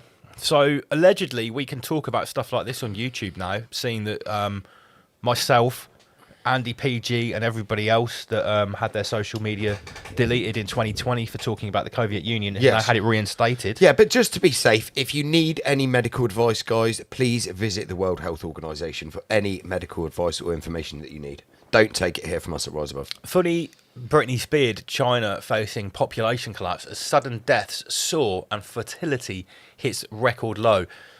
I also saw this video the other day of a Chinese lady talking about the population in China, and she's saying that she thinks the population claims are completely fake. She says, firstly, they're claiming there's 1 point something billion people there based on how many people are registered. And they're saying, and literally registered on paper or digitally, right? And she's saying, well, first of all, that's ridiculous because obviously there are loads of scammers and completely fake people that are used for various different reasons. And she's also saying that for them to have that population, Chinese women would, compared to when the population was taken many years ago, would needed to have been having, on average, 5 babies each. On average? On average. Wow. In China, they're not even having, they're having 1 per couple. I know, here it's 1.4, there it's even lower. So, yeah, it's, everyone's talking about Well, David Icke constantly talks in a sarcastic term when anyone brings up the world population numbers of 8 billion. He's like, all right. Oh, yeah? 8 billion, you say? Look, anyone... when we fly around all over the world, there's so much barren, empty land everywhere. I'm lucky enough to spend quite a lot of time flying places, compared to most people. And when you look at, no matter where you're going, it doesn't matter. No. It doesn't matter if you're flying up north in the UK. It doesn't matter if you're flying to France, Spain, Germany, New Zealand. You're going to Turkey or some of that. You're going to Asia. You're going fucking to America. You look out the window and there's land beneath you. Most of this earth is completely empty. It is. It's just empty. And they say, with the heliocentrists, they say that the land's unlivable. It's not like the terrain. I'm sorry, we've got fucking mountain borers which go through a fucking mountain. There's nowhere on earth that we couldn't terraform and make a hospitable. People already live in the most inhospitable conditions on planet Earth already. And just because the landscape's not necessarily flat doesn't mean you can't make it so. So it's complete bullshit, really. Like they say, the only places that are busy, really, if you actually look around yourself, are the cities. Yeah, and it's all that's artificial, inflated busyness, isn't it? Really? I've been driving around the New Forest yesterday all day for all afternoon, and there's fucking no one around. Hardly anyone around. That's another point as well from our previous thing about the rural areas getting more beige. I go into the majority of the pubs in the New Forest at some stage, and I know a lot of the owners there. They're not going to buy into this shit. No chance. Right. Musk's ex-office in Paris raided over Grok's sexual AI images. Now, first of all, what strikes me about this as being weird is that they are literally if this is on face value, some people are postulating that with what's happening with the Epstein releases, that they're getting raided for child porn. But what is being reported is that they're actually getting raided for AI generated images. Now, if you think about that, when you raid somewhere, what are you actually going to be raiding? Are you going to be raiding the servers that are creating the images? Are you going to be raiding, because people at Grok, these images are being made by users. Do you see what I'm saying? Yeah, mate. Are you going to be raiding the? Are you actually going to be like getting the AI and putting it in handcuffs? Well, what is it? What are you going to do? Put a fucking chip in a courtroom? And also, these are not pictures of real people. No. So this is why a lot of the paedophile. This is what a lot of the paedophiles and predators are using as justification, saying no one's getting harmed in this. Oh, what if they're using AI images? Yeah, because the argument that the police say for like child porn, if you view child porn, technically you're not physically harming a child, but that child has been harmed to get the picture. Yeah, and then this is their justification that no one's being harmed at all with this. They're trying to it's another push to make, just generalize and make paedophilia more regular and more palatable, I guess. So that I don't know. I'm not even I'm not even convinced that you can make paedophile images on Grok. I don't think you'd be able to do it. As far as I saw, they were getting heat because people were putting in a photo of a real person saying "show me" in their underwear and stuff like that. Right. Like when they were putting Keir Starmer in a bikini. Yeah, the problem is it's not like you want to test it out. How are you going to test it out? By asking it to make child porn? It's like you're not going to do that. No. So it's very hard to talk about this stuff because without doing something wrong, it's hard to know what's actually capable. But me personally, I don't think it would do it. This was like Mouthy Buddha had to go and get a lawyer. Yeah, to do his research. Yeah. Okay, so how are we doing on time? Oh yeah, 8 minutes more on this broadcast, roughly. The Independent says the Melania documentary, the film rather, makes just 33,000 at the UK box office after near empty screenings, and you can guarantee that it cost tens of millions of dollars to make this. So that's not a good start. And obviously we've got a classic 33 in there, so I thought I'd just chuck that in there for good measure. Here's a great one from the Babylon Bee. A room full of paedophiles protest ICE deporting paedophiles. The problem is you're a fucking retard. While she's on the screen, I don't know if you can see it there. It's not very big. Let me just enhance that a little bit. Shout out to Juicy and Lucy in the chat. Yeah, shout out to Juicy and Lucy. Been a while. It's obviously worth mentioning this situation with Billie Eilish. Oh yeah, that was funny. Because what's happened is she's gone. Is this Grammys or the Academy Awards? I think it was the Grammys. Yeah. So she's on the stage at the Grammys and she's accepting an award, and she goes, "Have you got anything else to say?" That the person says to her, and she says, "Yeah, nobody's illegal on stolen land. Fuck ICE. Fucking race bait." So she's just pumped out some, generic slogans, talking points there that have come from her programmers. But here's the kicker. She has a $3 million mansion in LA, which is built on the land of a tribe. I forget their name, but someone has contacted the tribal elders of this tribe whose ancient burial land is right there. Yeah, and they've reached out to her and said, "Look, we want to come into your house and chat with you." And obviously, she's not having it at all. And as the story goes, she's actually taken out a restraining order, and it says that the restraining order is on an unnamed male. I can guarantee it's on the tribal guy. 100%, yeah. Yeah, so everyone knows that. I think there was somebody else, Becky S found. Someone was getting a GoFundMe to go to Billie Eilish's house and turn up and say, "Look, I just want to camp out on your, in your garden or whatever." Yeah, because we're all on stolen land, might as well. And he needed like $2,000 or something like that, just for his flight and stuff, and he got like $4,500 in less than 24 hours or something.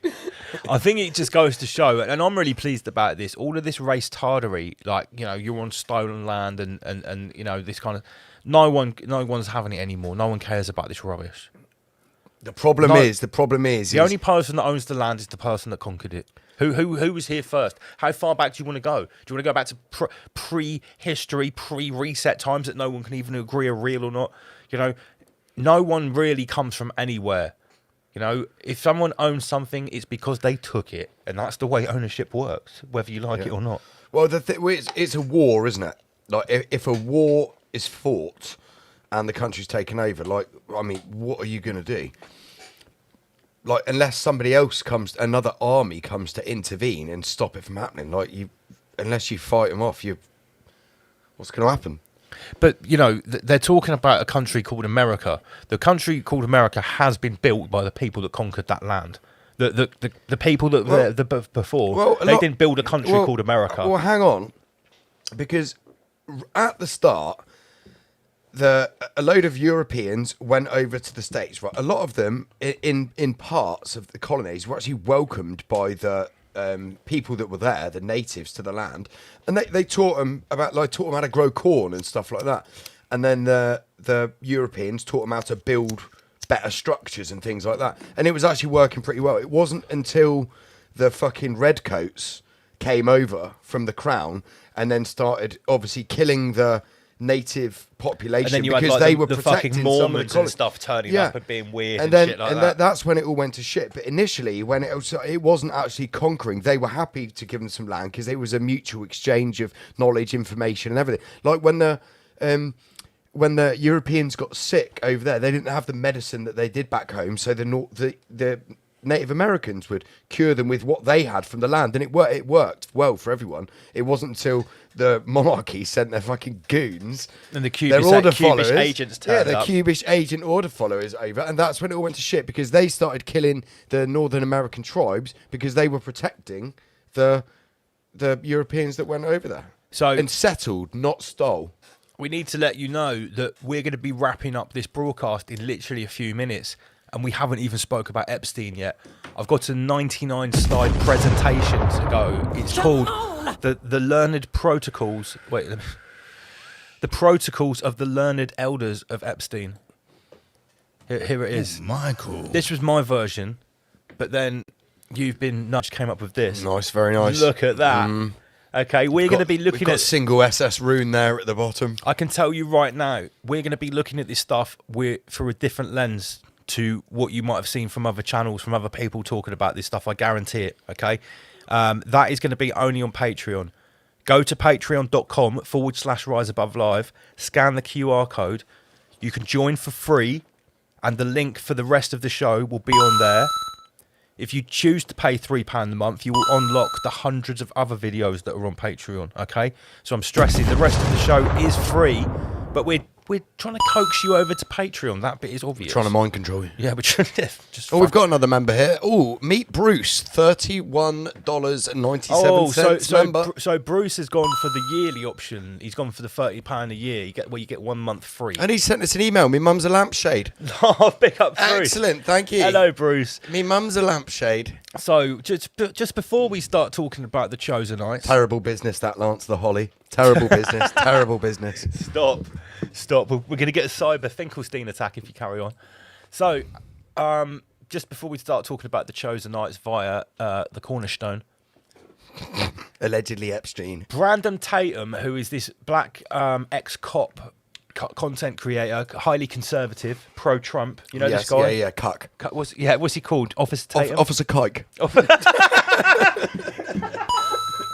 He's taken the 7,000. Officer Tom. Brandon Kike Tatum proudly telling Netanyahu, he went for his 7K tour of the Holy Land, yeah? Of course. As a lot of these conservative commentators in the US have recently all been to He was Israel. probably quite distraught when he found out the wall didn't taste like fried chicken or watermelon. Oh my God. Right, I'm only joking. Oh, that's a joke. It's a joke, guys. Please don't clip that. That's Brandon Tatum proudly telling Satan Yahoo he was happy his Christian group was only spit on once in Israel is next level bootlicking. I've stolen my childhood. Perfect. A double drop. It was perfect, there. mate. Perfect. Well done, Lars. Okay. So I thought that was quite funny. They only got spat on once. The reason I made the race shirt is because the cuboids absolutely fucking hate people with dark skin of any shade. They really do. Yeah. You think they hate them more than white people? They probably see the white people as somewhat more intelligent. They see themselves but they have a as special hatred. They have a special type of hatred for white people. But they could still probably respect the intellect. Well, I think they like white people because they can. Well, they can leech off them, can't they? Well, they can pretend to be them. And well, sort of blend in a little bit more. I think the disdain, especially from what I've heard, is in his. We've got to be careful. We go on YouTube. Stop it. Right. This isn't my views. This is like what obviously, these are not our views. Right, guys. So last chance. Scan the QR code. Go over to the Patreon. In half an hour, we are going to commence the stream at 9:30 sharp, and we are going to be going. It was funny because I've actually, I think it was like 2024. I actually watched a fair bit of Officer Tatum, and he wasn't like talking about Israel at all, like anything Israel. And then all of a sudden, last year, 2025, he started getting on the train, not talking about the right that Israel has to defend itself and stuff like that. Israel has a right to defend itself. You could see the precise time of when he was getting the 7K a month. Yeah, when he got the call. Right, just to let you know, tonight I am wearing. Oh God, I've just changed the camera around. Here we go. Fuck's sake! What shape is that in, Lance? That logo? It's the. Why isn't it working? Hold on. I'm trying to just swap the cameras back. There we go. It's not going to do it, is it? So I'm having a good time. So I've only smoked one joint. Tonight I'm wearing the Black Cube organisation word map. It's hand drawn or handwritten by me, rather. This T-shirt is already available as you well. You did actually showcase that on the Mark Devlin. I did, and we sold one of the T-shirts too. Also, Andy PG's special Word to Your Nan I'm T-shirt. actually sporting that here as well. Word to Your Nizzle there. You know, you could buy one for your nan. You could like that would be cool. That would be a cool. I'm going to put the merch shop QR code up because don't forget this is a great way to support us. And not only that, when you walk down the street and you're wearing Rise Above merchandise, that's obviously very distinctive. It's a talisman. It's a very powerful talisman to broadcast out the Ramish energy into the peasant verse and protect you from the dark cubish energy.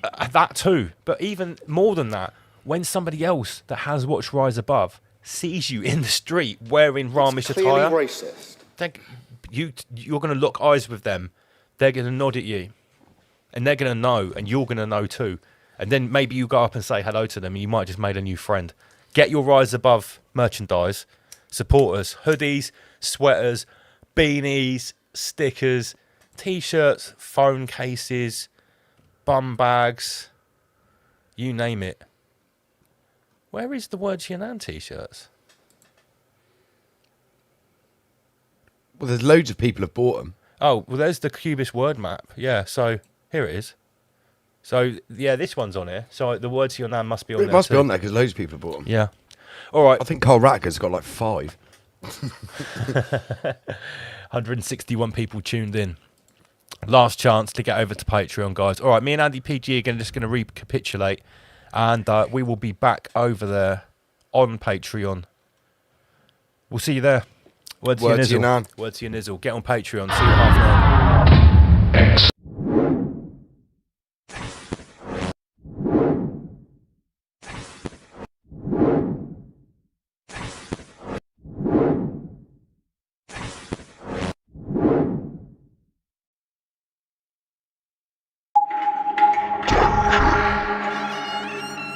Born into a life of suffering. A tortured soul, accustomed to horrific pain and from the age of a mere infant. His mind fermented with perverted pleasures, sick and twisted desires. There was only one place that could satisfy his insatiable lust for inflicting agony. Only one profession that could truly cater to his torturous tendencies. So, he sought the dungeon. And he became the Dungeon Master. Ominous growls from shadowy corners. Acrid breath on my neck feels warm. Trapped with the monster deep in the dungeon. But the monster, at one with his darkness, my true form. I'm hearing deafening screams from the echo chamber. Deafening screams, these cries of anguish narrate the night. Devilish themes, no movie trailer. Dark and hard. haunts me relentless. Holding Christ, falling empress, howling heathens, calling endless. Ritual torture, forms in excess futile. Escaping the pain, it's brutal. The crusades in vain to be truthful. It's fight or flight and it's crucial. I survived this night. Beware of the dungeon. The dungeon master. Beware of the dungeon. The dungeon master. Beware of the dungeon. The dungeon master. Evil, twisted, nightmare crafter. Blood runs cold, heart turns dark. Blood drips, congealed in the dirt. Forms red mud, you're feeling the hurt when the carnage occurs. We let the demon speak and then hang on his words. Mesmerized by the evil inside, hypnotizing all people alive. Energizing the feeble demise. Life in the dungeon's extremely deprived. It's dark in this dungeon. Around every corner the evil's abundant. Hope is redundant. Treacherous beings spread the dysfunction. They feed on your soul for the luncheon. Leaving your goal, prepare for consumption. It's the ravenous huntsman. Right arm hold your carcass triumphant.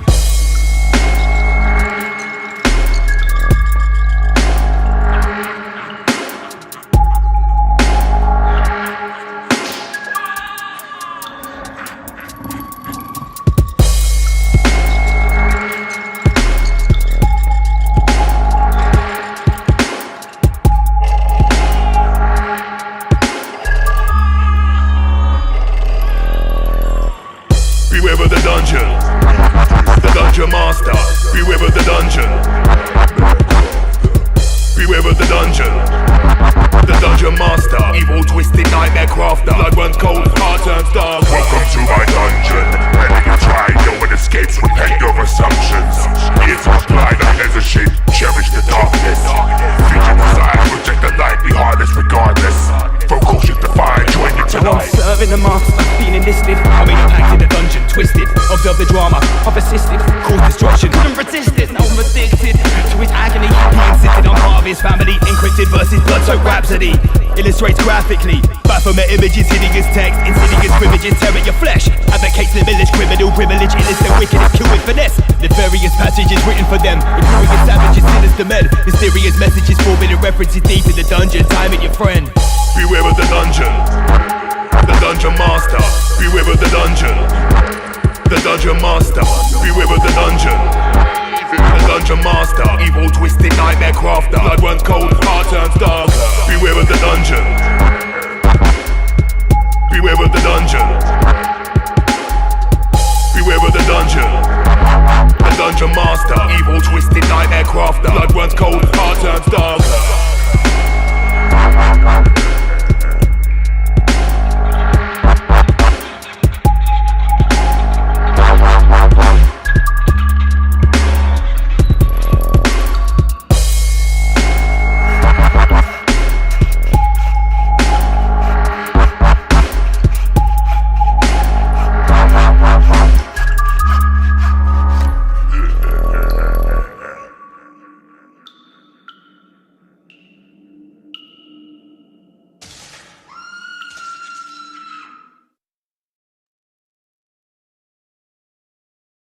Quite possibly. And they seem, yeah, anyway. And I'm sure the Guggenheims, again, were another one of those families that were in Fritz Springmeier's 13 Bloodlines of the Illuminati. They were like a sub, because they're interrelated with the Rothschilds and stuff like that. They will Like a be in secondary Yeah, I'd have family. to read the books again. So the man who directed the film that kickstarted the millennial mind control that is global climate warming change and the documentary Inconvenient Truth is related to the famous Guggenheim family, possibly. And he did Bill Gates's background. And anyway, it's, yeah. So look, get a picture of him up and get a picture of the family up, you know, the historical family of all the males from their family, and you'll see the trace if it is related, if they are related. Yeah. Well, also some of them can be watered down, and they don't care if they're like illegitimate either. So looks can be deceiving, I suppose the phrase is, because like Boris Johnson, he's an illegitimate line to the royal family. Yeah. Cameron, all these people, also the Robert II or Robert the Bruce bloodline. We worked back that Blair was part of that bloodline. I think Johnson was part of that bloodline. Wizard was part of that. Michael Gove was part of that bloodline.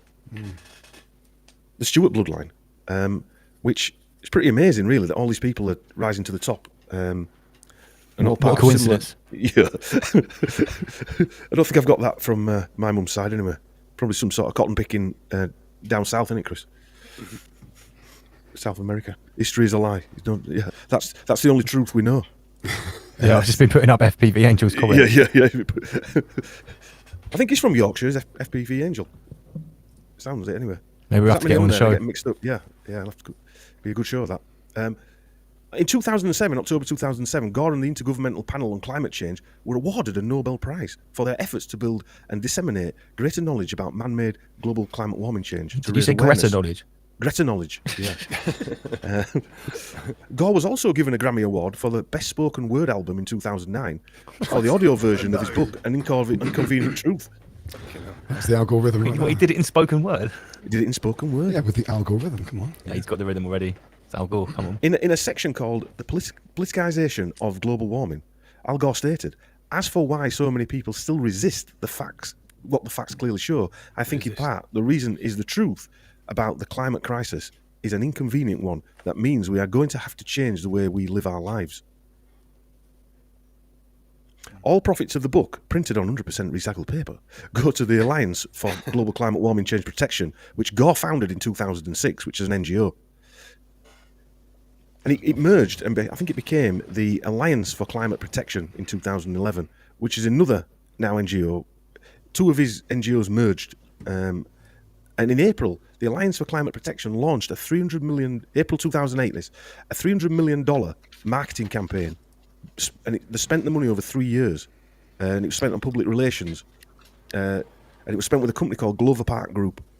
And Glover Park Group, again, they have people working for it.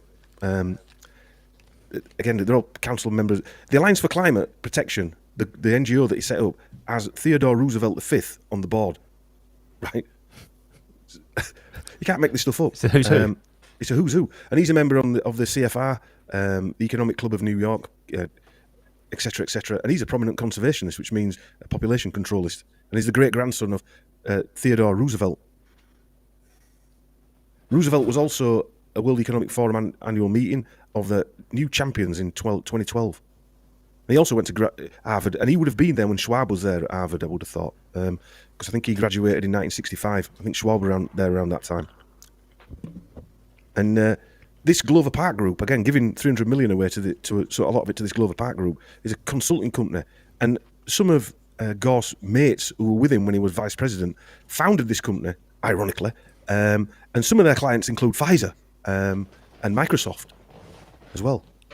So, and it was bought and acquired by London-based communications company WPP for £8 billion. Wow. So these are the companies that are being used and pushed around. So it's like they're not only pushing the agenda, and they're not only mixing politics with Hollywood with propaganda. They're also making a shitload of money while they're doing it as well. Yeah, that's what it's all about, though, isn't it? Yeah. For them. As we showed with Gore, he made $330 million. Just net worth. And you know, he's anyway. As I said, Gore's good friends with Matt Groening, is it?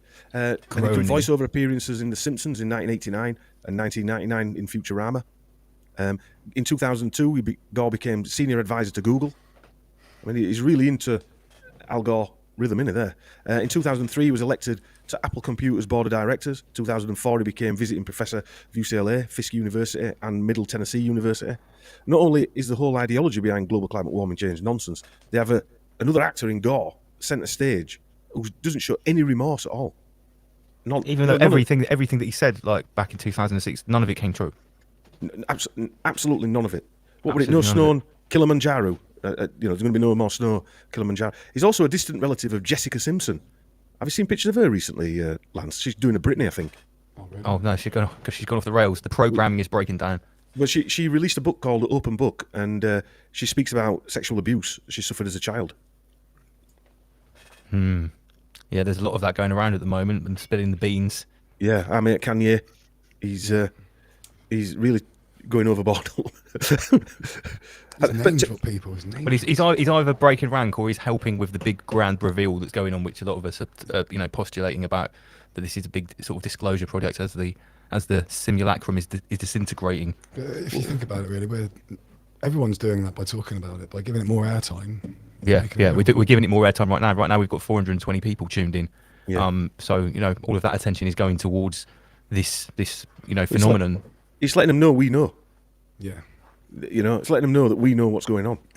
I mean, Chris, we were talking earlier, Chris, about the breakaway civilization that's going to happen. That's been written about in 1984, you mentioned, Chris, didn't you? And Brave New World, and lots of other dystopian films where people like ourselves will be on the other side of the wall. Demolition. And even Schwab wrote about it in that You'll Own Nothing, and they wrote a piece that said, I feel sorry. One of the Young Global leaders, I think, wrote a piece saying, he feels sorry for the people. He were pretending they were writing 30 years in advance, and the people weren't in the smart cities. And he wrote a piece saying, we feel sorry for the people outside because it's like living in the dark ages. So, this thing's been written about, but yeah. Anyway. You got a bartender? Yeah, big up bartender in the house. I've said about this before, like, if they are successful with their fourth industrial revolution and Great Reset and the Schwab cities, those people that they're talking about out in the wilderness will be the new Amish. Yes. Because the Amish people, what did they do? Why did they break away? Well, it's because society was becoming too satanic and they were using electronic devices. Now, all the stuff that we talk about, it's like, where is the frequency coming from? It's definitely being used by electric. They're definitely using electronic devices. The parasite uses electric. Maybe the Amish knew something. Yeah, they don't even want to be near power lines. Do you know anything about a group of people called the Gargoyles? No.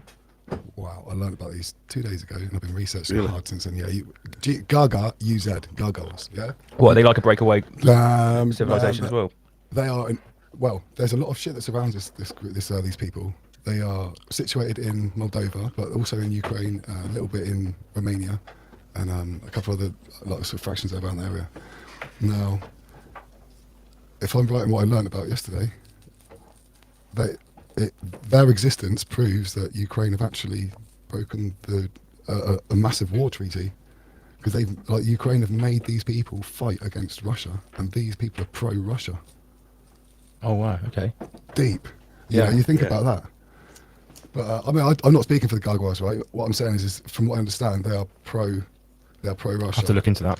But and Putin, not Putin, sorry, and Zelensky has told them they've got, people who live in Ukraine, that of them has to fight against Russia. Action man Zelensky. But they may want to. Who knows? I can't speak for these people, but it's just a little bit of a fucking twisted narrative, isn't it? Yeah, well, it's very strange anyway, isn't it? All that in Ukraine. But these people are Tatars. Right. Oh right. Okay. Yeah, this is an ancient. The originals. Yeah. So they're also Kazakhs. Originals. Holy Right. fuck! When I know about this, I was like, no. They're like a sort of like a Khazar tribe. Caucasus. From the Caucasus Mountains. Yeah. I'm wearing a Zelensky green vest today, especially, by the way. In Kiev green. Yeah, I just realised, yeah. Kiev green, love it. Class. Anyway, in 2004, Gore co-launched Generation Investment Management, and I think he's still chairman. And Generation Investment Management is a financial services management company founded in 2004. It was co-founded by Gore and Goldman Sachs asset management head David Blood. So we've got Gore and Blood working together. And Skull. The guy earlier was Skull. Skull, Gore and Blood. This is definitely a Skull and Bones production. Definitely. I wonder if they've signed any treaties on the blood moons of past. It'll be interesting. They signed their treaties in blood on someone's skull. Yeah. Using a special Al Gore pen. Weirdos. Absolute weirdos, mate. Yeah, I know, it's odd, isn't it? The stated emphasis on sustainable investment options for their mutual funds and other investments. David Blood also serves on the before-mentioned Just Climate. He spent 18 years at Goldman Sachs, including serving as CEO of Goldman Sachs Asset Management.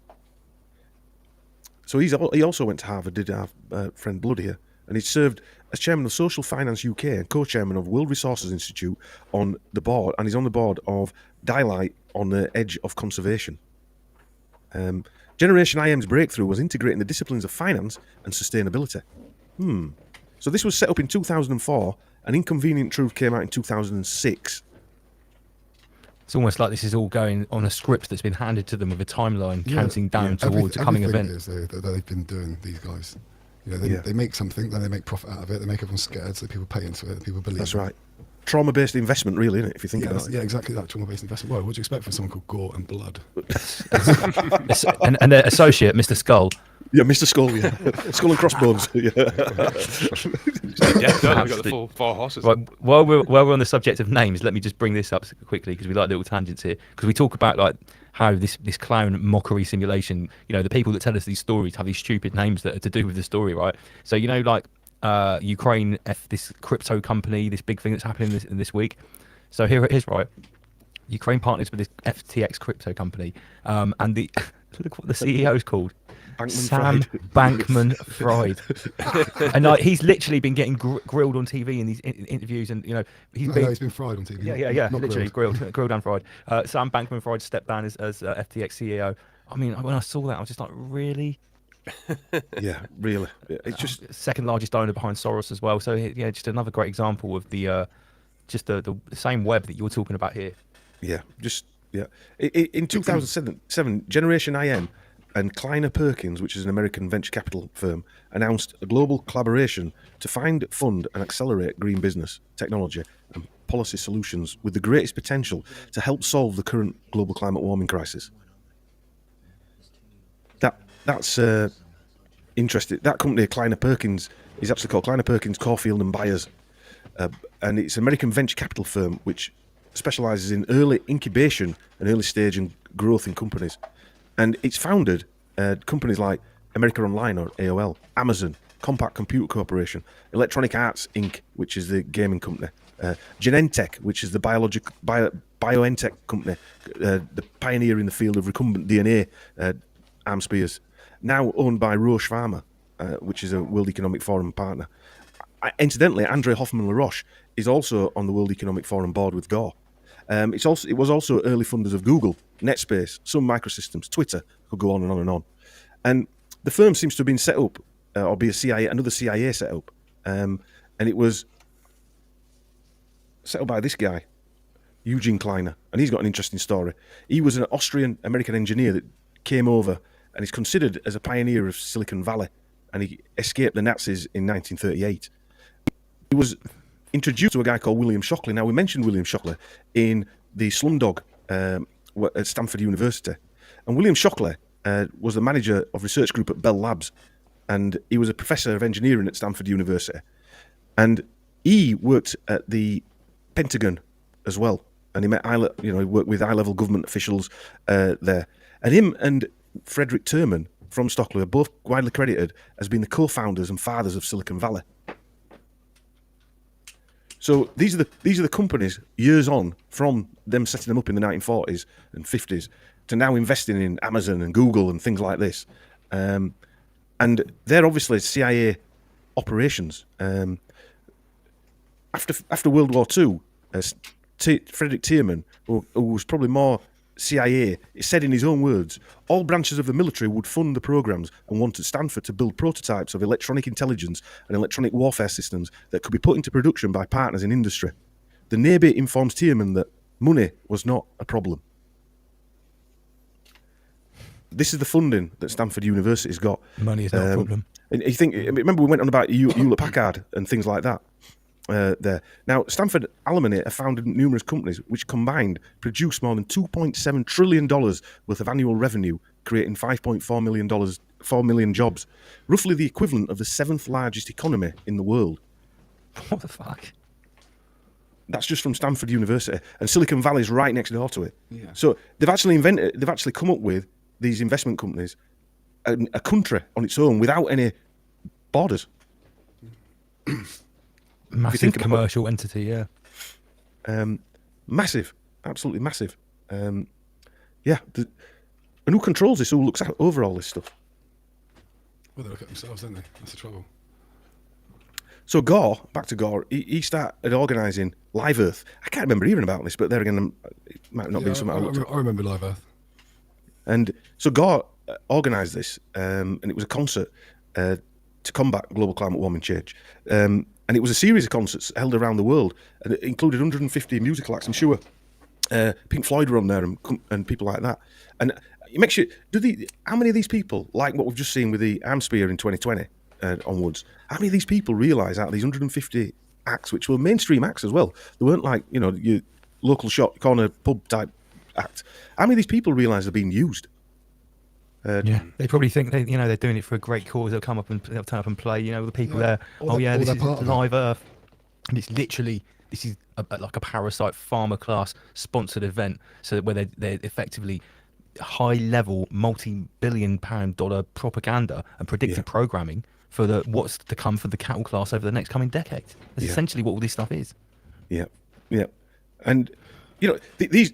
I read somewhere that I think I've got it down here somewhere that how many people they asked a group of people, and they said that after Inconvenient Truth was made, something like 75% of the people that had watched it were more likely to be environmentally friendly after watching it.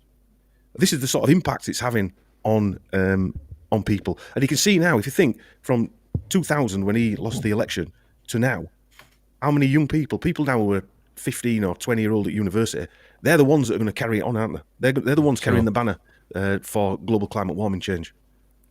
It's not people like us. You try having a conversation with one of them nutters. Can't, not at all. I've tried actually. Funny enough, I've actually tried with these people, but they're difficult to reason with. Yeah, it's, again, who's funding them? I mean, the Stop Oil is funded by one of the Gettys. When you think about it. The other funders are like the Open Source Foundation and things like that. Well, it's like Greta sails around on a Rothschild yacht, and the Rothschilds are basically, you know, they've sponsored every anti-humanist, anti-environment agenda that's happened in the last 200 years. Yeah. So it's just an absolute joke. It's just absolute clown simulation. If you know, do you really think that? I mean, if you sat down with someone that was pro green agenda, and you tried to show them these facts that, you know, this is literally being sponsored, funded by the robber baron class who own all the oil and the petrol companies. It's like, do you think they would accept it? I'm not sure they would. It's like cognitive dissonance would probably kick in. Yeah, and if you think before 2005, before they ramped up all this, you know, new nonsense, before 2000, if you were at college, everyone talked about feminism like it was the biggest next thing, and that had gone on from the 60s up to the 90s, up to 2000, and now they've just invented another 10 new ones, haven't they? Oil, you know, everything. Black Lives Matter, all this stuff. But I remember being at college and food and water, that's up there with it as well. Yeah, but everyone thought they were right on because they were still a feminist, you know. Yeah, it's like one of the guys that helped this Live Earth. One of the founders was Emmy-winning producer Kevin Wall. So he was one of the guys with Gore that set up Live Earth, and he's an American entrepreneur and investor, and an Emmy award-winning producer. And he was a co-founder of investment fund BTK Capital, and he finances companies involved in social and environmental issues with a commitment to gender equality. And he also is co-founder of Dreamscape Immersive. And he was an early-stage investor in FaceCrook. So yeah, these people are involved in all these. Wall is married to Susan Smalley, an American behavioural geneticist, writer and activist. It's almost like they've all got some sort of like huge overarching agreement that they have to have like a certain percentage of all these different things, so that no one can take full responsibility for any venture. And it's like it spreads because, you know, this is sort of like how the mob works. Yes. And, you know, and the Cosa Nostra and that they have this sort of like unspoken and sometimes a spoken agreement where, you know, it's a shared responsibility. It's the whole family, the family's assets and the family's business ventures. It's a shared responsibility. You know, one of us goes down, we all go down together, sort of thing. Whether that happens in real life, when the shit hits the fan with these type of people, they probably don't. No, but that's maybe how they sell it to some of the lower individuals in their little web. Sure. Yeah. Yeah. But all's all right, because in 2013, Gore became a vegan. He had earlier admitted it's absolutely correct that growing meat intensely is connected to global climate warming change. All the best human farmers are vegan. Yeah. Yeah. In 2008, Gore won the Zionist Dan David Prize for Social Responsibility. Another winner was immunologist Dr. Anthony Fauci. That's so funny. Dr. Anthony Fauci won it in 2021. The Z Prize for, what was it, human social responsibility. So responsible. Schwab won it in one of the £1 million Dan David Prize to help fund the Young Global Leaders, or the rebranded version of the Young Global Leaders in 2000. And again, we've mentioned this before because it was affiliated. The centre is affiliated. The Dan David Centre is affiliated to the Sackler Family of Medicine Faculty of Medicine, and the Sackler School of Medicine was named for Arthur Mortimer and Raymond Sackler. And the Sackler family founded and owned huge chunks of Purdue Pharma, the developer of OxyContin, which is causing like more deaths than any other drug put together in the US at the moment. Should we put this film of Greta on before we go into did Al Gore launch the internet? Yeah. Yeah. Okay. Where is it? Are you gonna? Yeah. I've just put it on. I've just loaded it up. Okay, I think I can see it here. Let me make it big. Welcome to the Greta. Greta Thunberg takes her climate activism to the high seas. The Swedish teenager has set sail on a transatlantic trip with a difference on a zero-carbon sailboat. Thunberg, who shuns air travel due to its environmental impact, responded to climate skeptics. Of course, it's going to be challenging for everyone on the boat probably that is what you have to expect, and I mean there are always going to be people who don't understand or don't accept the united science, and I mean I will just ignore them because I mean I'm only acting and communicating on the science, and if they don't like that, then I mean what have I got to do with that? Captain Boris Herman said tackling climate change was a race against time. Luckily, the vessel is a racing yacht, kitted out with solar panels and underwater turbines to generate electricity. First stop, New York for the UN Climate Summit next month.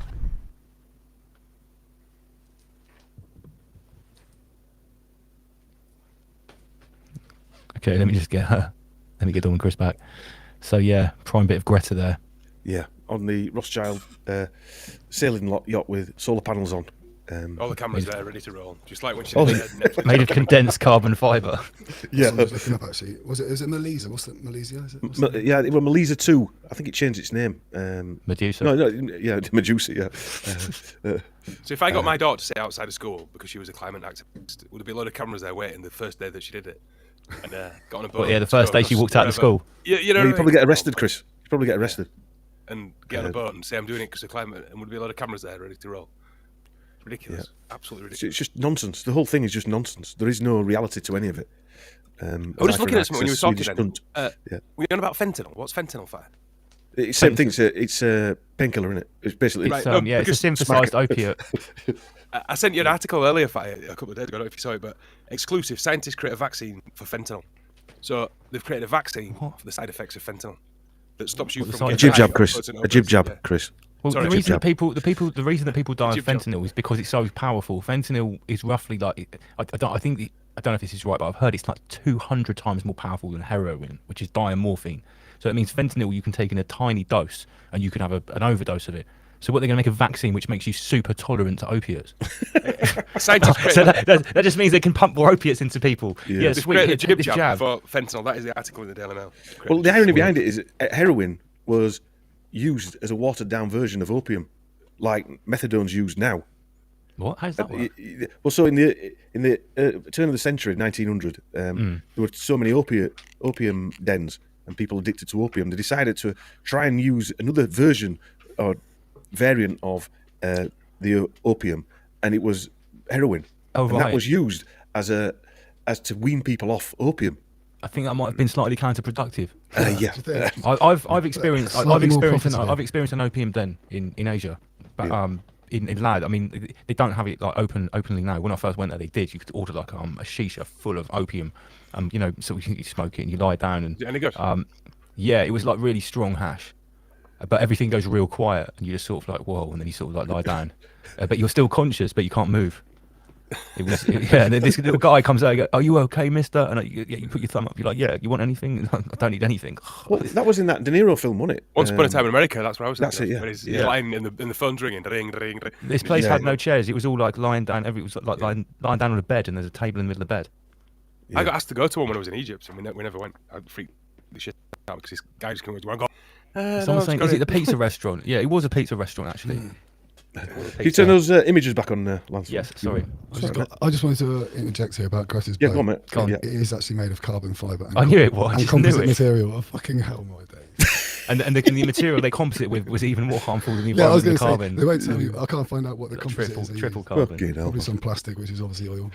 You've got to feel sorry for that girl a little bit. She's been, used like a someone of her age carbon shouldn't be made to do that kind of shit, should they? No, I agree, but then I think her granddaddy set her up for this, no? Yeah, relation set her up, yeah. Dad was a producer as well, I think you mentioned it. Yeah. Whole family on Yeah. it. So we've got Pharrell. They launched another Live Earth in 2015, and Pharrell's here with his, on a video, that video that we put on that trailer, Lance. Al Gore introduced him as, he's proud to call him his friend now, Pharrell Williams, because they look like they could be friends, them two. Yeah, definitely hang out. Yeah, I could see him hanging out in the hood. Yeah. Let's go for a pint, yeah. Let's go for a pint. Weekend. I think Pharrell and Al Gore's mum would have a few things to say to each other. Yeah. I think Pharrell's mates might say, who's that fat old bastard? Real creepy fucker. Hey, all the differences go out the window when you party on Jeffrey's Island. Yeah. So, I mean, now we know why, if Pharrell's pushing global climate warming change, why he had a second career, as in, because he died off a little bit, didn't he? And then obviously the Happy Song and Despicable Me and all that type of stuff. Holy shit. So Pharrell was born in Virginia. Now, Virginia were part of that agreement I was talking about, the southern states where they didn't allow the integration. So you think about that, he's on stage with the son of the woman who... Oh dear. Fucking hell. It's mental, isn't it? Yeah, I wonder if he knew that. Well, probably. Yeah, I expect he did. I expect he was told it as he went on stage. He still sold his soul. He's got his hand on his shoulder. Look at that. He's not bothered now. He's not bothered that Gore's family were whooping people back in the day. Yeah. All right then. So now we come to this bit. Did Al Gore launch the internet? So you guys have been saying for I don't know how many years now the algorithm. Yeah, at least the algorithm. And Al Gore promoted legislation that funded the expansion of ARPANET, allowing greater public access and helping to develop the internet. This has been made fresh today. Who's done that? Sagehead. Is that Sage, Kanye West? I'm like a fat guy on the left-hand side. Yeah, you've got fat ankles. Is that Kanye West with a beard? Is it Kanye West with the beard? Yeah, with the white beard and the Adidas hat. It's got to be Kanye West, isn't it? Let me just make that bigger. Because everyone else has appeared in Rise Kanye Above. West, isn't it? Who's the old man out here? Al Gore's in the middle. Chris's nostrils are bigger than Kanye West. Look at the size of my body. I've been body shaped. Yeah, you got Bill Gates' bitch tits. Just go back to that. Yeah, you did get body change in this meme. Yeah. I think I did as well. I look a bit like Bill Gates, my body, or Mr. Burns. We're about to do some sort of Morris dance as well. Yeah. Morris, I think the Morris dance is out there, yeah. I think them socks will go well with your vest though, Chris. Yeah. Yeah, is Master Lee holding a Dybbuk box? Look at that. There's no way in accordion. Master Lee's holding I actually do wear a long sock and a short trouser sometimes. It's very comfortable. Yeah, I think that's a nice look, is that, Chris? I can see you rocking that look. It's a very northern look. I do wear it around the house. You pass it on, Yeah. So Gore is known for pushing internet. Now, I don't even think it was his idea, but I think he was the guy, the poster boy for global climate warming change. But before that, he was pushing more access or the speeding up of ARPANET. And ARPANET is a well-known sort of DARPA-controlled, which I mean you can tell by the name, system. Prior to the late 70s, data communication was used for only for sharing devices within companies like General Electric. And Gore apparently has been involved with computers since the late 70s and pushing them first as a congressman and later as a senator and vice president. In a 1998 article, described him as a genuine nerd with a geek reputation running back to his day as a futurist Atari Democrat in the House. Before computers were comprehensible, Gore struggled to explain the artificial intelligence and fibre optic networks to sleepy colleagues. So he's pushing AI, and you're calling him algorithm. What the fuck?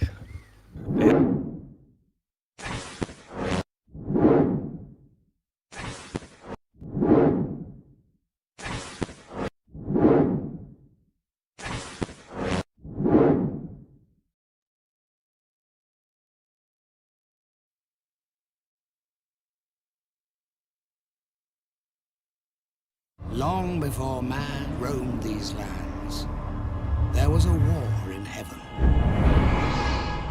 The victors declared themselves gods, while the vanquished were renamed Titans, and forever imprisoned within the bowels of Mount Tartarus.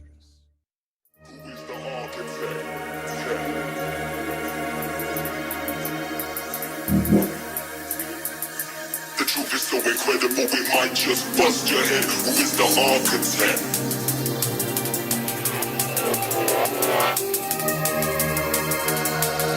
The truth is so incredible, it might just bust your head.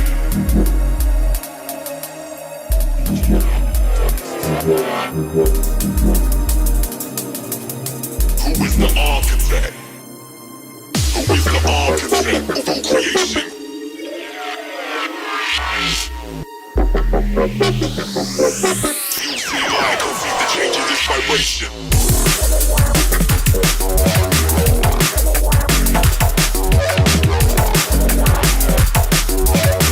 Who are the architects? Who is the architect?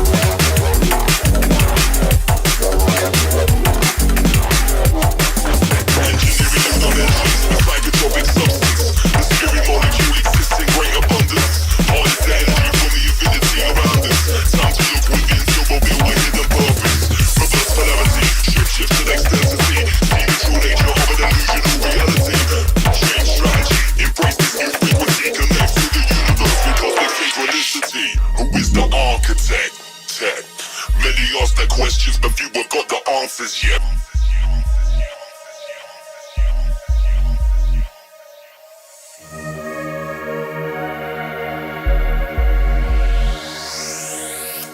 Tech.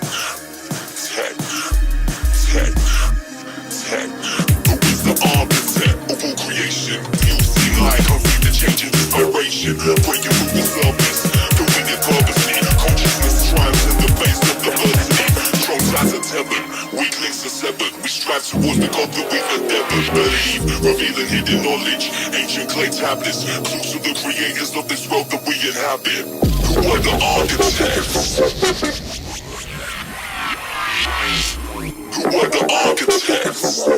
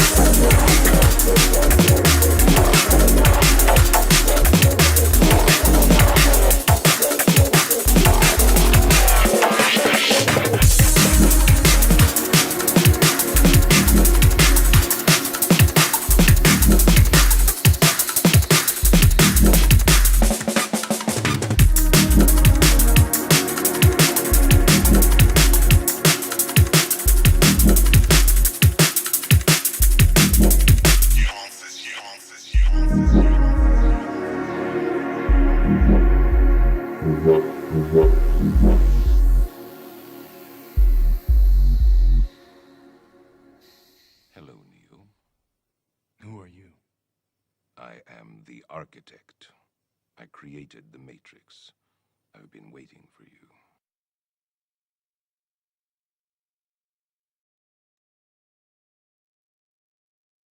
I think it's been such a gradual build-up that no one's noticed. It's just gone, steadily. But here in Cambridge, it's bad. But when I went to Yorkshire, I could not believe it. I thought that literally did not exist when I was a kid. Did not exist in this place. Do you know what'd be interesting to have, right? It's like 30 or 40 or 50 years worth of like footage of the same location sped up over 5 minutes. Something like that. He'd be a good one to have on your show, actually. Matt Landman, wouldn't he, Chris? Yeah, he would. Yeah. If you could get him talking in some code language. He made the Frankenskies film. Oh, really? Okay. Yeah, he'd be a good guy to have on, to be honest with you. Yeah, I'd like to talk to him. Yeah, I'll link you up with him. Couple times. Lovely guy, really nice bloke. Yeah, top bloke. Real good energy about him, But he knows his stuff, but you've got to have the conversation about how can I say, the technology, the Death Towers and stuff like that. Yeah, because he knows all about that as well. He's really clued up American guy. Yeah, I'd recommend his film, Frankenskies. Brilliant. We'd have to use some heavy code for that one. It's on Cheap Fab. Yeah. He's also quite difficult to code as well because he's not quiet. If you know what I mean. Well, he's an old school researcher, isn't he? He's been around forever. I've listened to him for years. Yeah, before Al Gore really pricked up his ears, and you could back in the day when you could say whatever you wanted. But I think Frankenstein's on Cheap Fam, is it not? Yeah, it is. Yeah. It's a good film, is that? It would be a good guest actually. Yeah, I'd like to talk to him. We'll have to look into that next year. It's one of those subjects that you do have to be very careful about because it's hot on Al Gore's lips. That one. Yeah, on his lips, on both ends of his body. Yeah. He's always boogieing behind you when you start talking about that kind of stuff. Ironically, there's the number 6 now, isn't there? G out. Oh, is it out already? I think so. Yeah, I've had some emails saying that some of the Tories have been expecting another pandemic paid off. Yeah, paid off They got paid off, you mean? Yeah, they've been paid off by a company. Yeah, they got paid off. Yeah, they've been paid off by a company that's building the network.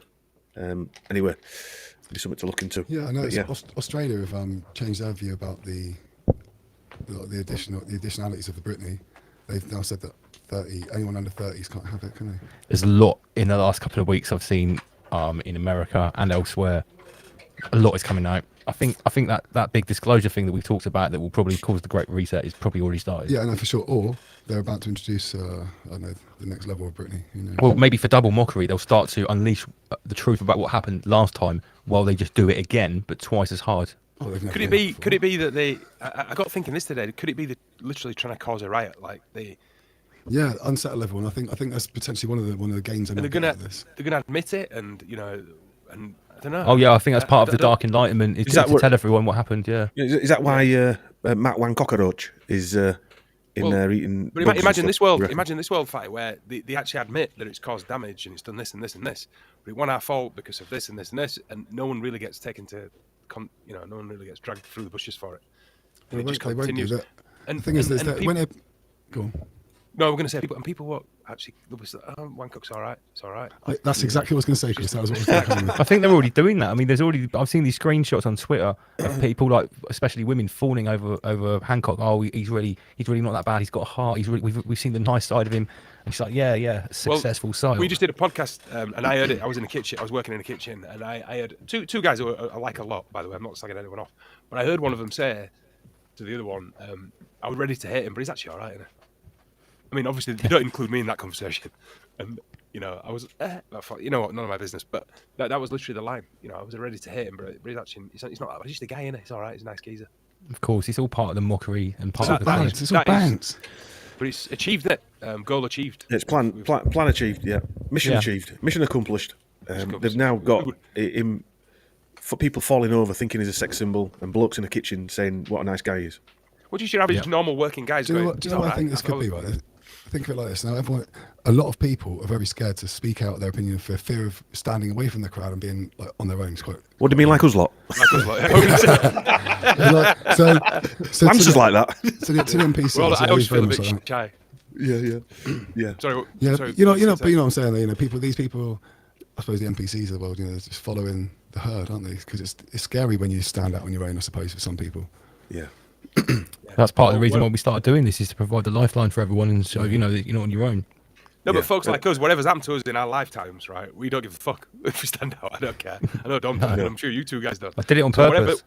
Whatever's happened in our existences, we've all got to a point where we're like, I don't give a shit. We don't. It's strange, though, isn't it? Because I mean, I know you've spoken about this before, Lance, but you don't care and you're willing to say it. But it's not like you want any sort of fame with you know what I mean. You're not searching for that. I bet in your life as a rapper and all that kind of stuff, you did chase that. I know when I was in business, I chased all this line, but this is different. This is real. You don't want really the notoriety. You just want the only to get thing a you want message is to get through to people and to see a change. Yeah, that's the important part of this. It's if you just wanted notoriety and nothing else, then you wouldn't do this, because what I was doing before, I didn't have people coming after me and making up lies against me and campaigns and stuff like that, and I didn't get myself in any trouble with the law. No. When you learn about this stuff, it changes your mindset a little bit. I think it also makes you, you realise that paperwork that everyone passes around is the value of everything. Well, the bank's product, is more important. Well, so somebody I know is going through the early stages of waking up, and they said to me, I don't really. It's like they're confused because they've seen that the whole thing's a sham. Obviously, been talking to me as well, but they're ready. People are ready to do it. It's not like you can't convince people to do what we do. Or not. I don't mean talk like this. I'm on about waking up and realising that it's all a sham. And you can see that they feel let down. And I'm watching one of Mark Devlin's interviews the other day with a guy, I think he's a psychologist, who said it's like a bereavement.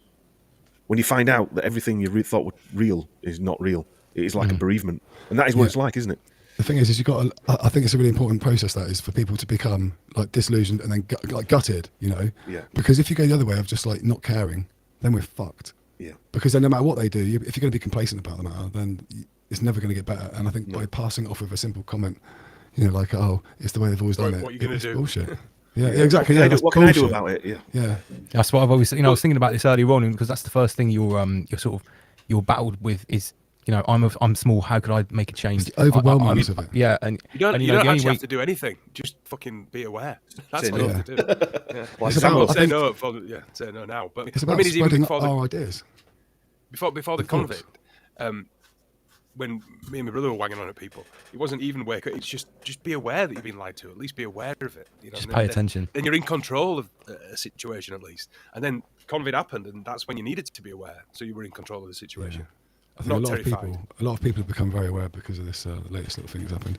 But it's like the great disclosure. You know, I think you're right on the nail with that, Lance. Yeah, the dark Yeah, I dark agree, yeah. enlightenment. Yeah. And you know, and it started. I see it everywhere I look now. It's definitely started.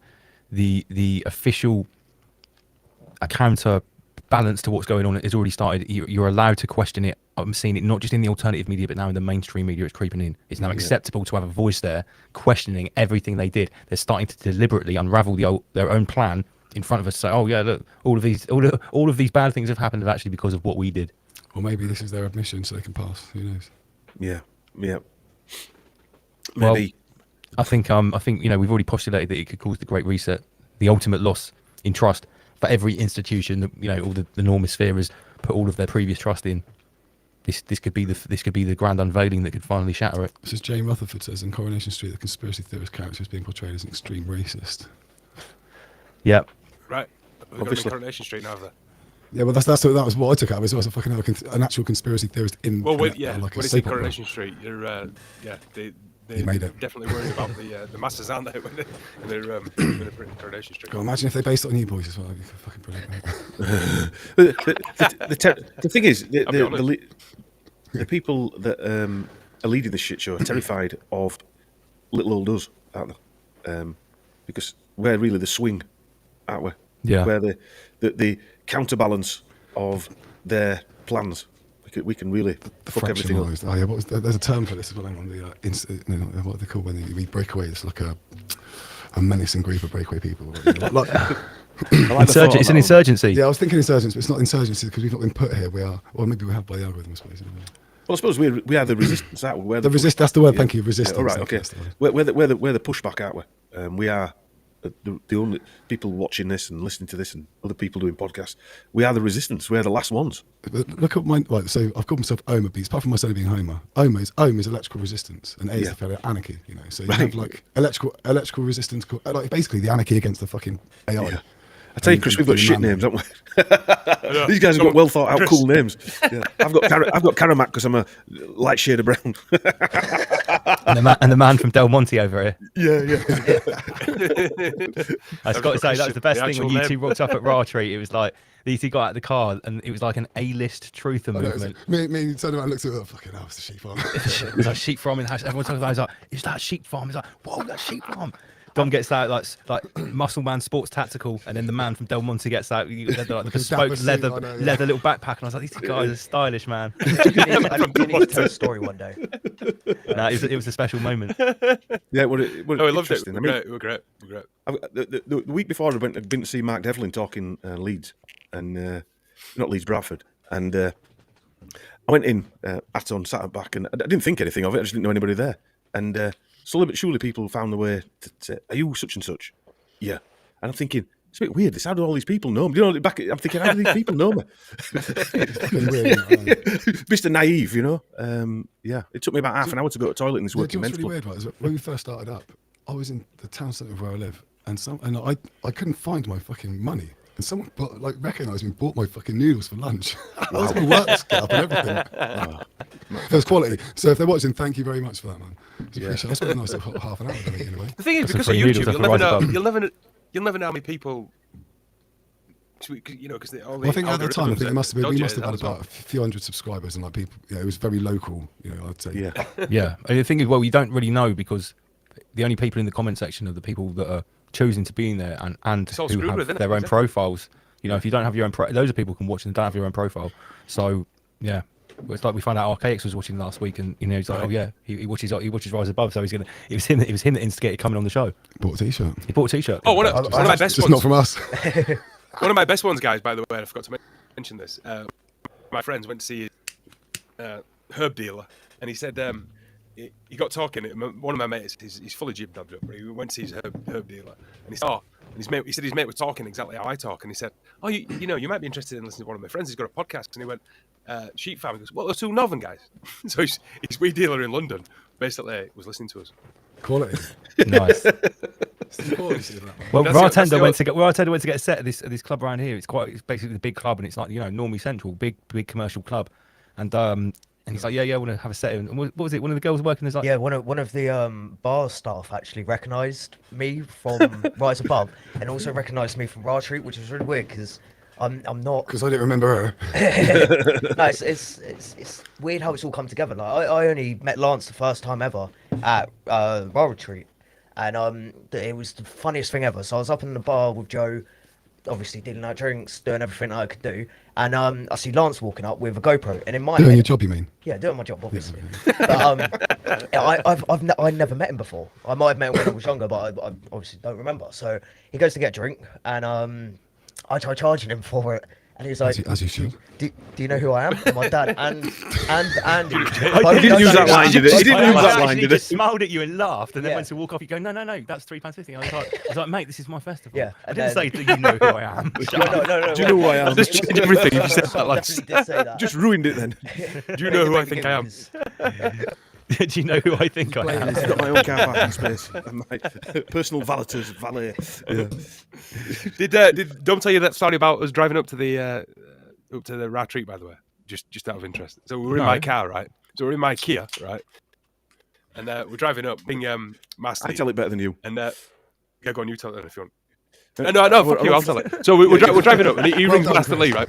He rings Master Lee, and he goes, "Oh, we're just driving up, Lee. Whereabouts do we park?" And he goes, "Are you in a decent car?" Dom says, "No, we're in Chris's." And I went, "I'm fucking sat here, you know. This is like the nicest car I've ever had. It's like the newest car I've ever had." No, he actually said, what he said is, "Are you not decent?" I said, "No, we're in Chris's." Are you not decent? No, we're in Chris's. What car was it? Did you get started? Kia. I've got a Kia. My fucking crap brown Kia. Mate, the better the car it is, the worse it is for that lane. My car was terrible. That suits a Cuban hitchhiker like yourself. Cuban hitchhiker. I've been called that before. Well, you seen that? What's the Spanish bank robbery movie, Netflix series called? Oh, what? Narcos? Casa de Papel, right? You see the lead? What? Casa de Papel, which is the bank. Yeah. It's called the bank. That's really fun. Okay. Mate, you'll watch it. It's a really well thought out bank robbery series. But you look like the lead character today. Oh, really? I've never watched it. I don't know. I think I've been told to watch that by someone. Yeah. Speaking of Netflix, it's actually quite a good thing. They did a sequel which was ended up in English, right. Which was called something about the. It's something like that. It was translated as something like the House of. I'm pretty sure it was in a kitchen. And kept telling me to watch that. Were they telling me it was in that? Probably, yeah. I would have thought so. Yeah. I've only just seen it today. Though. I've not seen it before, so I think it's because. Right. I think it's because you've got your airtight 8 glasses on or whatever, you know. So. Speaking of Netflix, I recommend everybody watches Doctor Sleep. It's the sequel to The Shining. You've seen it? Yeah. Did you not think that is the blatant graphic depiction of like a dream? Yeah. It's pretty in your face, isn't it? It's a bit harsh, wasn't it? But I nearly switched it off, to be honest with you. But it's quite. I'm not going to lie, it's quite dark. I thought it was the best depiction of what we suspect is going on I've ever seen. I had to do that with Black Mirror. That made me turn off after like 4th episode. So I was like, no, I can't do this anymore. Black Mirror. I watched all the Black Mirrors. Fucking do it, man. I I have since, but when it first came out, I just couldn't do it. 4 in a row, and I was like, no, this has killed me. Yeah. Like you could tell, Stephen King is high level priest class to be able to make that. Even when they were like flying. The way they fly and they went in the rooms and they went in feet first through the windows and stuff, it was very dreamlike, and I've never really seen it portrayed like that before. It's the way that I fly in my dreams when I'm really lucid, and it's a really weird way because you think you fly around like that, and it's like no, you actually sort of go feet first. And it was just very, I saw the bit where they killed that kid, where they killed that little boy, and that nearly made me switch it off. That, but I persevered through it. So I'm a bit squeamish these days with horror films, but it wasn't too like it wasn't like torture porn levels that look graphic, but yeah, like, it was just that one bit where it just got it too much, and I was like, do I really want to? I've got a weird thing with horror films now. I used to love horror films when I was a kid, but now I just think, do I really need that in my fucking brain? Does anybody need it in life? Not just, I mean, things like all those sort of like at the Al Gore movies. All the That's Gore why they're movies. made for, isn't it? That's what they're made for. Yeah, I just think it's unnecessary because first of all, you're going to get nutters copying it, and second of all, it makes you think things aren't real and aren't true. And you go, Well, to be honest though, I think it's got worse because you take old films like The Shining and stuff, which is very well done and all this stuff.